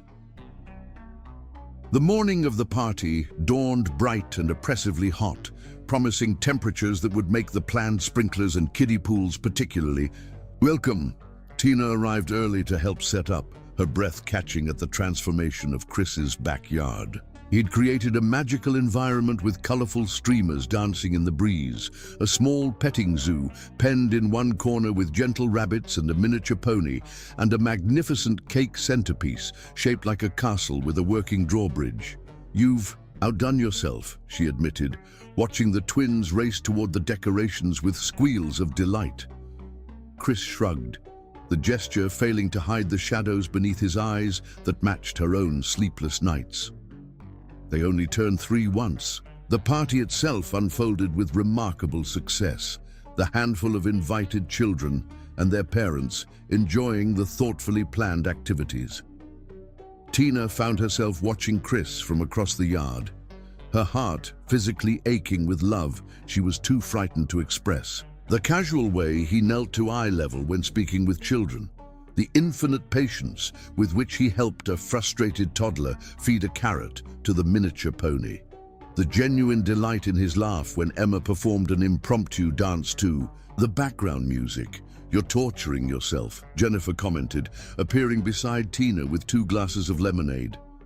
"And him. It's complicated," Tina replied, the excuse sounding hollow even to her own ears. Jennifer snorted inelegantly. "It's really not. You love him. He loves you. The rest is just fear talking." Before Tina could formulate a response, Chris called everyone to gather around the cake table. As the adults congregated to sing Happy Birthday, the twins and several other children continued playing near a flower bed at the edge of the yard, their excited voices creating a cheerful backdrop to the birthday preparations. Tina was helping, light candles, when a sound unlike any she'd ever made tore from her throat, a primal scream of pure maternal terror. 20 feet away, partially hidden in the decorative stones bordering the flower garden, a copperhead snake slithered directly toward the playing children, its distinctive pattern unmistakable even from a distance. "Snake!" she screamed, already running. Though knowing she was too far away to reach them in time, Chris's head snapped up at her cry, his gaze instantly locating the danger. Without hesitation, he launched himself across the grass with athletic grace that belied his exhausting hospital shifts. Parents gasped and grabbed for their children as Chris reached the flower bed in seconds, placing himself between the venomous reptile and the oblivious twins. Time seemed to slow as Tina watched in horror. With practiced movements that spoke of countryside upbringing, Chris managed to grasp the snake behind its triangular head, his other hand supporting its body to prevent it from striking. But he wasn't quite fast enough. The copperhead's fangs sank deeply into his forearm before he could secure his grip. Their eyes met across the yard, Chris's face showing eerie calm despite the obvious danger. He held the writhing snake firmly, away from his body, preventing it from striking again while ensuring it couldn't escape toward the now crying children being hurried away by panicked parents. "Tourniquet," he instructed steadily, though his face had already begun to pale alarmingly. Above the bite, tight, Tina sprang into action, yanking her belt from her shorts and racing to his side. With shaking hands, she wrapped the leather strap above his elbow, pulling it tight as he'd instructed, while Jennifer called 911 on her cell phone.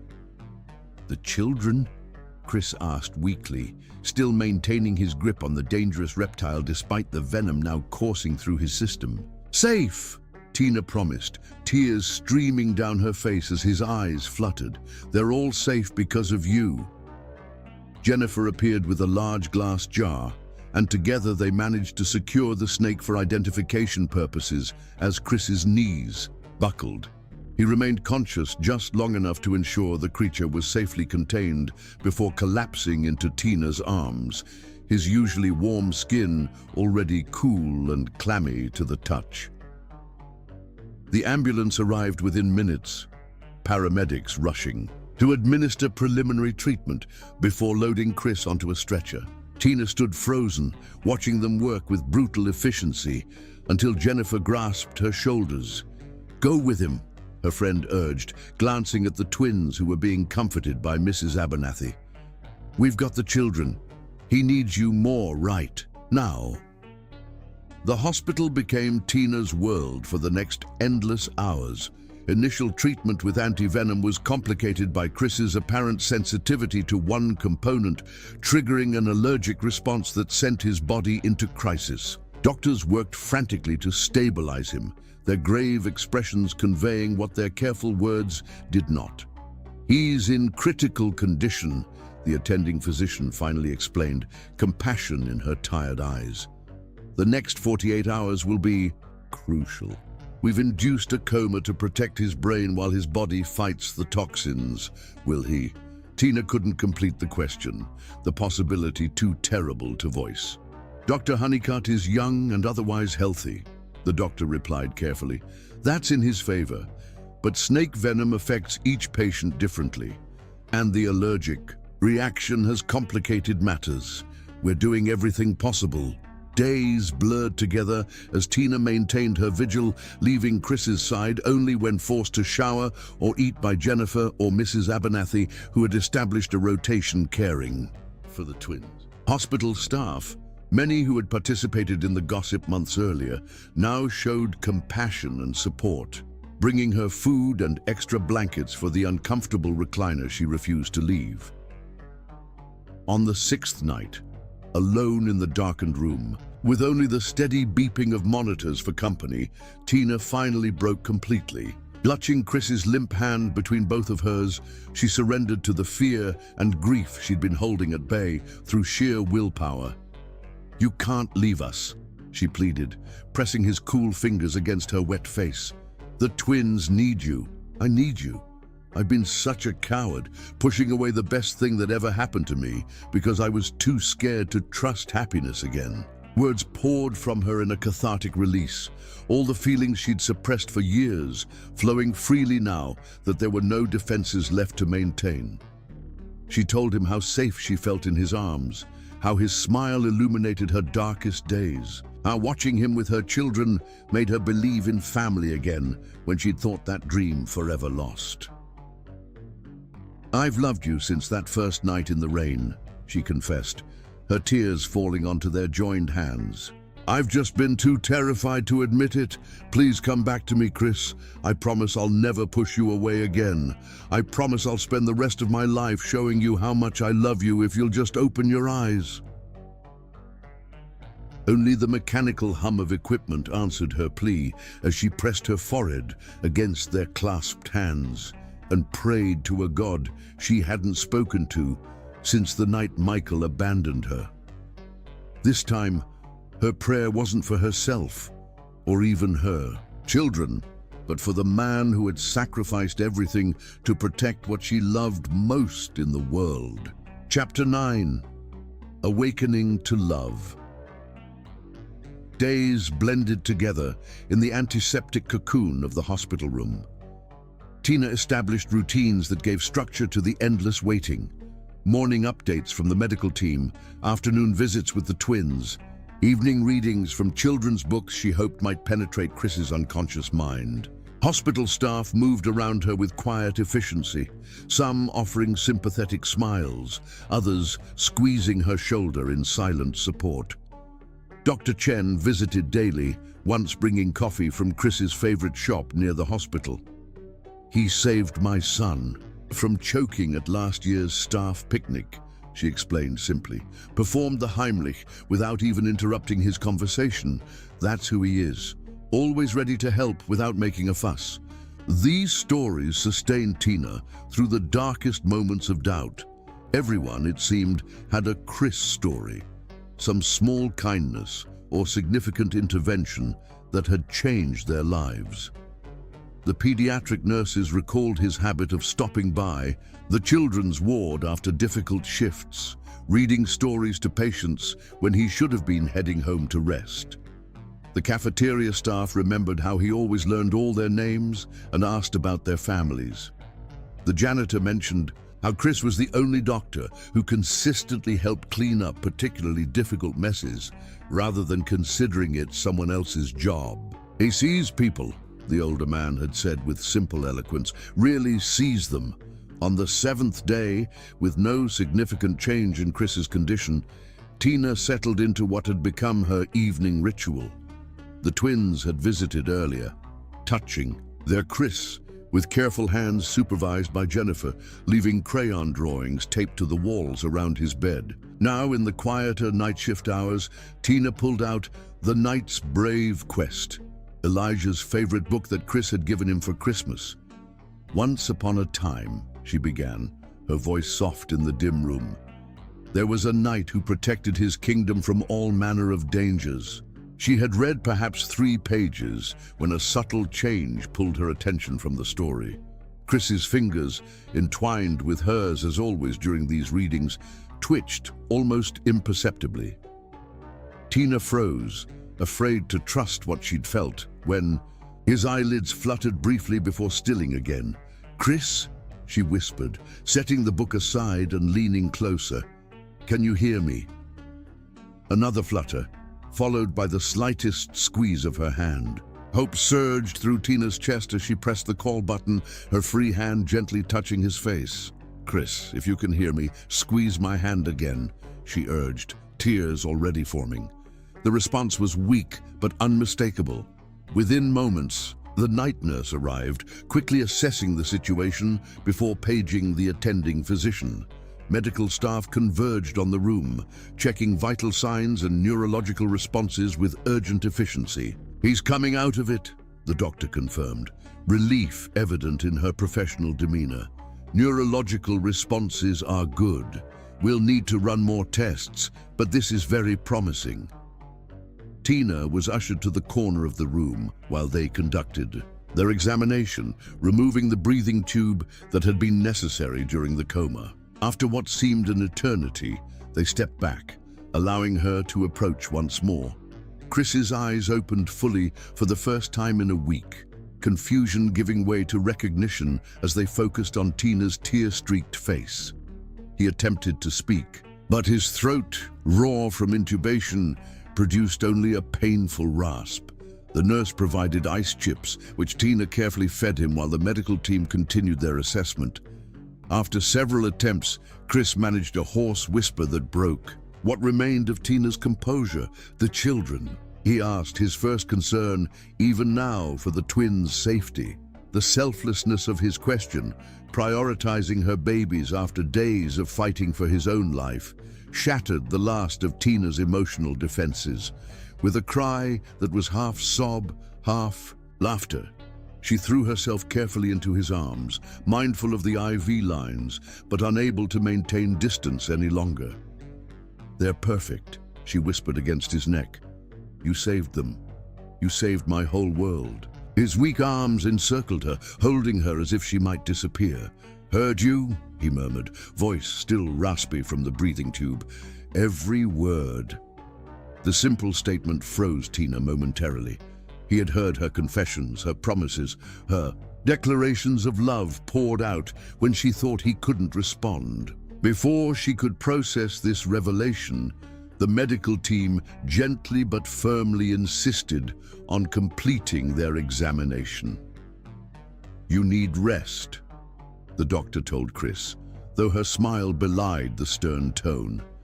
"You can have visitors in the morning if these readings stay stable." Tina reluctantly moved back to her recliner, though she maintained her hold on Chris's hand. As the medical team departed, leaving them in relative privacy once more, their eyes met in the soft glow of monitoring equipment. "Did you mean it?" Chris asked, each word clearly requiring effort but necessary nonetheless. Tina could have pretended not to understand, could have asked which part he meant specifically, but the time for evasion had passed. "Every word," she echoed his earlier confirmation. "I've been such a fool, Chris." A ghost of his familiar smile touched his pale lips. "Not a fool," he whispered, "just scared. Me too." The simple admission that this brave man who had faced down a venomous snake without hesitation also knew fear touched something deep within her. They were both flawed, both scarred, both human in their capacity for fear and courage. For the next few days, Chris's recovery progressed with remarkable speed, his natural vitality reasserting itself with each passing hour. The twins visited daily, their excitement at seeing their Chris awake, bringing smiles to everyone in the room. Emma insisted on reading to him from picture books held upside down, while Elijah solemnly presented him with a new crayon drawing each day, all featuring a stick figure labeled Chris, performing various heroic deeds. News of Chris's recovery spread quickly through the hospital. Dr. Reynolds maintained a conspicuous absence, though rumors circulated that the board had launched an investigation into his professional conduct following complaints from multiple staff members. The nurses who had once gossiped now went out of their way to assist Tina, their respect evident in every interaction. 1 week after waking, Chris was deemed well, enough for discharge, though he would require several weeks of rest and physical therapy to regain his full strength. The question of where he would recuperate remained unspoken between them until the final discharge papers arrived. "I have a home health nurse arranged," Jennifer began as she helped gather Chris's belongings. "No," Tina interrupted with uncharacteristic firmness. "He's coming home with us." The simple declaration silenced the room. Chris, seated in the mandatory wheelchair for discharge, looked up at her with cautious hope in his eyes. "Are you sure?" he asked quietly. The twins, Would never forgive me if I took their hero anywhere else, Tina finished, her voice leaving no room for argument. Besides, your sister has terrible taste in movies. You'd be miserable. Jennifer's mock outrage at this assessment broke the tension, and preparations continued with renewed purpose. By that afternoon, Chris was settled in Tina's cottage, occupying her bedroom while she took the couch. The twins were delighted by this arrangement, checking on their Chris with such frequency that Tina eventually had to establish visiting hours to ensure he got adequate rest. That night, after the twins were finally asleep, Tina brought Chris his evening medication and a cup of tea. He had been dozing but woke when she entered, patting the edge of the bed in invitation. "We should talk," he said, his voice stronger now, though still carrying the rasp of recent intubation. Tina nodded, perching carefully beside him. "I owe you so many apologies, Chris, for pushing you away, for hurting you." "No apologies," he interrupted gently. "Just truth. That's all I've ever wanted from you." Taking a deep breath, Tina finally released the words she'd held back for so long. "I love you. I've loved you for years, but I was terrified of trusting again, of depending on someone who might leave." Chris's hand found hers on the bedspread, his thumb tracing small circles on her palm. "And now I'm still scared," she admitted, honesty flowing more easily than she'd expected. "But I'm more afraid of living without you than I am of taking the risk of loving you." His fingers tightened around hers. "The Johns Hopkins position." "I don't care where we live," Tina interrupted. "The twins and I will go wherever you go, if you still want us." The vulnerability in her last words hung between them, the question behind them clear. After all her rejections, all her walls, would he still choose her? "Tina!" Chris began, struggling to sit up straighter against his pillows. "From the moment I found you in that storm, there's been a part of me that recognized you, not just as someone who needed help, but as someone I was meant to find. I've loved you through every no, every wall, every retreat. Nothing you could do would make me stop." Tears filled Tina's eyes at the simple certainty in his voice. Without conscious thought, she leaned forward, bridging the distance between them, to press her lips gently against his. The kiss held none of the desperate passion of their previous encounters, yet contained something deeper, a promise, a homecoming, a beginning rather than an ending. When they parted, Chris reached to brush away a tear trailing down her cheek. "Your turn to ask," he murmured, his eyes never leaving hers. Understanding bloomed within her. After 3 proposals she had rejected, the ball was now firmly in her court. The knowledge flooded her with unexpected confidence. This was her choice, her decision, her step forward rather than away. With deliberate movements, Tina shifted to face him more fully, taking both his hands in hers. "Christopher Honeycutt," she began, voice steady despite the tears still glistening in her eyes. "Will you marry me and make official what has been true for years, that you are the father of my children and the love of my life?" Joy transformed Chris's face, erasing the lingering traces of pain and fatigue. "Yes," he answered simply. "Today, tomorrow, forever. Yes." As moonlight spilled through the bedroom window, falling across their joined hands, Tina felt the final pieces of her shattered heart knit themselves together. Not into the same heart she had once possessed, that was impossible after all she had endured, but into something stronger, wiser, more resilient at the mended places. Tomorrow would bring practical concerns, telling the twins, planning for their potential move, negotiating the complexities of blending their lives officially. But tonight, curled beside Chris on the narrow bed, Tina allowed herself to simply exist in the certainty of being loved, completely, unconditionally, with full knowledge of her flaws and fears. His breathing deepened as he drifted toward sleep, his arm draped protectively across her waist, even in unconsciousness. Just before succumbing to her own exhaustion, Tina pressed a gentle kiss to his shoulder and whispered, "Thank you for waiting for me." Whether he heard her or not, the slight tightening of his arm around her was answer enough. Chapter 10. Full Circle. 2 months after the snake incident, autumn painted the hospital grounds in brilliant hues of amber and crimson. The same chapel, where the twins had been baptized shortly after their birth, now glowed with the soft light of candles and delicate arrangements of wildflowers, Chris's specific request instead of formal bouquets. "Ready?" Jennifer asked, adjusting the simple veil in Tina's dark curls. Tina smoothed her hands over the ivory silk dress, not white, but a warm shade that complemented her complexion and acknowledged the unconventional path that had led her to this moment. "More than ready," she replied, surprising herself with the absolute certainty in her voice. The past 2 months had brought whirlwind changes. Chris had recovered his strength through determined physical therapy, though a small scar on his forearm would forever mark his sacrifice. The Johns Hopkins position had been renegotiated to start in the new year, giving them time to properly blend their lives. Tina had expanded her design business to include clients in Baltimore, ensuring her career would transition smoothly with their move. Most importantly, they had told the twins about their upcoming marriage, a conversation that had proven anticlimactic when Emma had simply nodded and announced, "We know, Chris is our daddy," while Elijah solemnly offered his stuffed dinosaur in apparent celebration.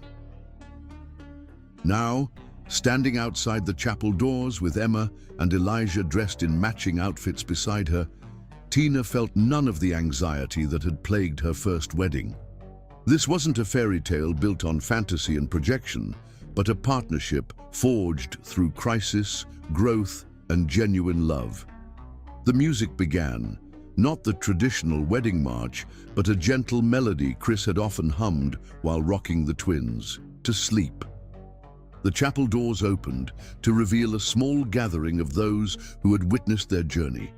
Mrs. Abernathy dabbing her eyes with an embroidered handkerchief, Dr. Chen and her wife smiling encouragingly, hospital staff who had become friends, a few of Tina's clients who had become part of their extended circle, and at the altar, Chris, his tall frame highlighted by sunlight streaming through stained glass, his eyes finding hers immediately across the distance. The naked adoration in his gaze stole Tina's breath, along with any lingering doubts she might have harbored.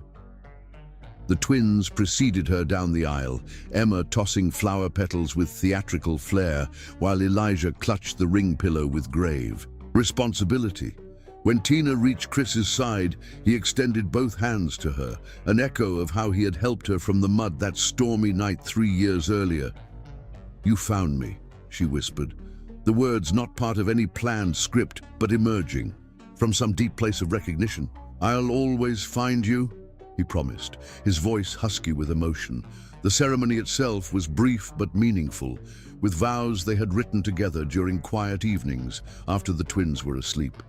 They spoke of choice rather than fate, of partnership, through adversity, of the family they had built from broken pieces. When they exchanged rings, simple bands engraved with the date they first met, there wasn't a dry eye in the chapel. "By the power vested in me," the chaplain concluded with evident pleasure, "I now pronounce you husband and wife." Before she could complete the traditional permission to kiss, Chris had already gathered Tina into his arms, his lips meeting hers, with a tender passion that spoke of both restraint and promise. The twins, not to be left out of any significant moment, wrapped themselves around the couple's legs in a group hug that drew affectionate laughter from the guests. The reception in the hospital garden, the same venue where Dr. Reynolds had humiliated Tina months earlier, represented a reclaiming of space and memory. Tables draped in autumn-colored linens dotted the lawn, while fairy lights twinkled from tree branches overhead. The twins darted between guests, accepting congratulations and cookies with equal enthusiasm. As twilight approached, Tina and Chris shared their first dance as husband and wife, his arms strong and sure around her waist, her head resting naturally against his shoulder, as if their bodies had always been designed to fit together this way. Happy, he murmured against her hair, the simple question carrying layers of meaning. Tina tilted her face up to his, allowing him to see the truth in her eyes. Completely. Just as the dance ended, a hospital administrator approached, apologizing for the interruption. "Dr. Honeycutt, I'm sorry to disturb your celebration, but there's a situation in the ER. A patient is asking specifically for Mrs. Esterline. Dr. Honeycutt now, I suppose. Claims to be family." Tina and Chris exchanged confused glances. Everyone they considered family was already at the wedding. With apologetic smiles to their guests, they followed the administrator inside, still in their wedding attire. The emergency room's harsh fluorescent lighting created a stark contrast to the romantic garden setting they'd just left. A nurse directed them to a curtained area in the corner, her expression unreadable as she pulled the partition aside. On the gurney lay a man Tina barely recognized, gaunt and hollow-eyed, expensive clothes hanging loosely on his diminished frame. Only the arrogant set of his mouth, even in apparent distress, identified him as Michael Boyer. "Tina," he croaked, attempting to push himself to a seated position before falling back with evident weakness. "Thank God you're here. I've been trying to find you." Chris's hand tightened protectively around hers, but his expression remained professionally neutral. "Mr. Boyer," he acknowledged with a composure Tina found herself incapable of matching. "What are you doing here?" she managed, the shock of seeing her ex-husband after 3 years momentarily overwhelming her.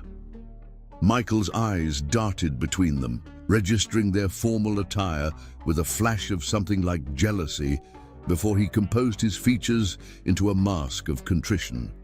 "I made a terrible mistake," he began, his voice carrying the practiced charm that had once captivated her. "After I left, everything fell apart. The business partners I was protecting you from turned out to be connected to organized crime. The investments collapsed, and I've been struggling." The euphemism hung in the air, contradicted by the medical chart visible at the foot of his bed, indicating severe malnourishment and suspected substance abuse. "I've been trying to find you for months," Michael continued, reaching a trembling hand toward her that Tina instinctively recoiled from. "To explain, to ask for another chance. We were good together once, weren't we?" The question, posed with what seemed like genuine confusion, struck Tina as so profoundly disconnected from reality that a surprised laugh escaped her. "No, Michael, we weren't," she replied, finding unexpected calm in the truth. "You controlled and isolated me until I barely recognized myself. Then you abandoned me, pregnant and alone, in the middle of a storm." Michael's expression hardened slightly, the mask of contrition slipping. "I was under tremendous pressure. Those business associates were an excuse for cruelty you'd already been practicing for years," Tina interrupted, her voice steady. "But in a strange way, I should thank you." Confusion replaced the calculation in Michael's eyes. "Thank me?" Tina nodded, feeling Chris's supportive presence beside her like a physical anchor. "The night you abandoned us in the rain was the worst moment of my life, but it led me to the best man I've ever known." She turned to Chris, drawing strength from the love evident in his gaze. "My husband wouldn't leave a stranger in a storm, let alone the mother of his children. He sees me, really sees me, not as an accessory or possession, but as a partner. He nearly died protecting our children from a snake, while you couldn't even be bothered to attend their birth." Michael's face contorted with jealousy and regret, his gaze darting to their joined hands, where matching wedding bands caught the harsh hospital lighting. "Tina, please," he began again, desperation entering his voice. "I'm begging you. I have nowhere else to turn." Without malice, but with absolute finality, Tina shook her head. I hope you find healing, Michael, but it won't be with us. My children have a father who chose them, loves them without condition, and would die to protect them as he nearly did. She removed the delicate bracelet she still wore on her right wrist, a lotus pendant, symbol of beauty emerging from murky depths that she'd kept as a reminder of her journey, and placed it beside Michael on the bed. The woman you threw away doesn't exist anymore, she said quietly. She grew into someone stronger than you could imagine. Taking Chris's hand, Tina turned away from her past without a backward glance, feeling lighter with each step that carried them back toward their celebration. In the corridor, Chris pulled her gently into an alcove, his eyes searching her face with concern. Are you all right? He asked, thumbs brushing her cheekbones with infinite tenderness. Instead of answering with words, Tina wound her arms around his neck and drew his mouth to hers. This kiss held nothing back. All the passion, gratitude, and love she felt expressed in the press of her body against his, in the subtle taste of champagne on his lips, in the small sound of need that escaped her throat as his arms tightened around her waist. When they finally separated, both breathless, Chris rested his forehead against hers. Mrs. Honeycutt, he murmured, testing the new name with evident pleasure. If you keep kissing me like that, we're going to scandalize the entire pediatric ward. Tina laughed, the sound free and uninhibited in a way she couldn't remember feeling before. I think I'm okay with that, Dr. Honeycutt. They returned to their reception hand in hand, the brief shadow of the past, unable to dim the joy of the present. As midnight approached, Chris led Tina to a quiet corner of the garden, where moonlight filtered through cherry blossoms that had unexpectedly rebloomed in the mild autumn. No regrets, he asked softly, always ensuring her happiness came first. About any of it? Tina's answer was a kiss that contained all the passion, trust, and love she had once thought impossible to feel again. The only regret would have been never finding the courage to love you, she whispered against his lips. As the reception wound down, they slipped away to the honeymoon suite Jennifer had arranged at the town's best hotel, their first night completely alone together since the twins' birth. In the privacy of the elegant room, with champagne chilling and rose petals scattered across the king-sized bed, they came together with a passion too long denied. Chris's hands trembled slightly as he helped her out of the ivory dress, his reverence making Tina feel more beautiful than any words could have. I've dreamed of this, he admitted, pressing kisses along her collarbone, of being allowed to love you completely. Show me, Tina whispered, bold in her newfound security as she helped him out of his tuxedo jacket. Show me how much you've wanted this. What followed transcended mere physical pleasure, though there was plenty of that as they explored each other with equal measures of tenderness and hunger. This was communion, recognition, the final surrendering of all barriers between them. As they moved together in the soft lamplight, Tina felt herself truly coming home to a place she hadn't known existed, a place of absolute acceptance and belonging. Later, wrapped in each other's arms as moonlight streamed through gauzy curtains, they spoke softly of the future, the move to Baltimore, the adoption papers Chris would file for the twins, the possibility of adding to their family someday. I'd never thought I'd have this, Tina confessed, tracing patterns on his chest where her head rested. After Michael left, I was so certain that part of my life was over, that love was something that happened to other people, not to broken women. With traumatic pasts and trust issues, Chris tilted her face up to his, dropping a gentle kiss on her forehead. You were never broken, Tina. Wounded, yes. Healing, always. But your capacity to love those twins through everything you endured, that showed a strength most people never have to discover in themselves. As they held each other under the vast night sky, visible through the hotel windows, the twins sleeping peacefully at Jennifer's house nearby, Tina knew with absolute certainty that sometimes the worst storms lead to the most beautiful rainbows. If you're brave enough to keep looking up and wise enough to recognize the hand reaching down to help you from the mud.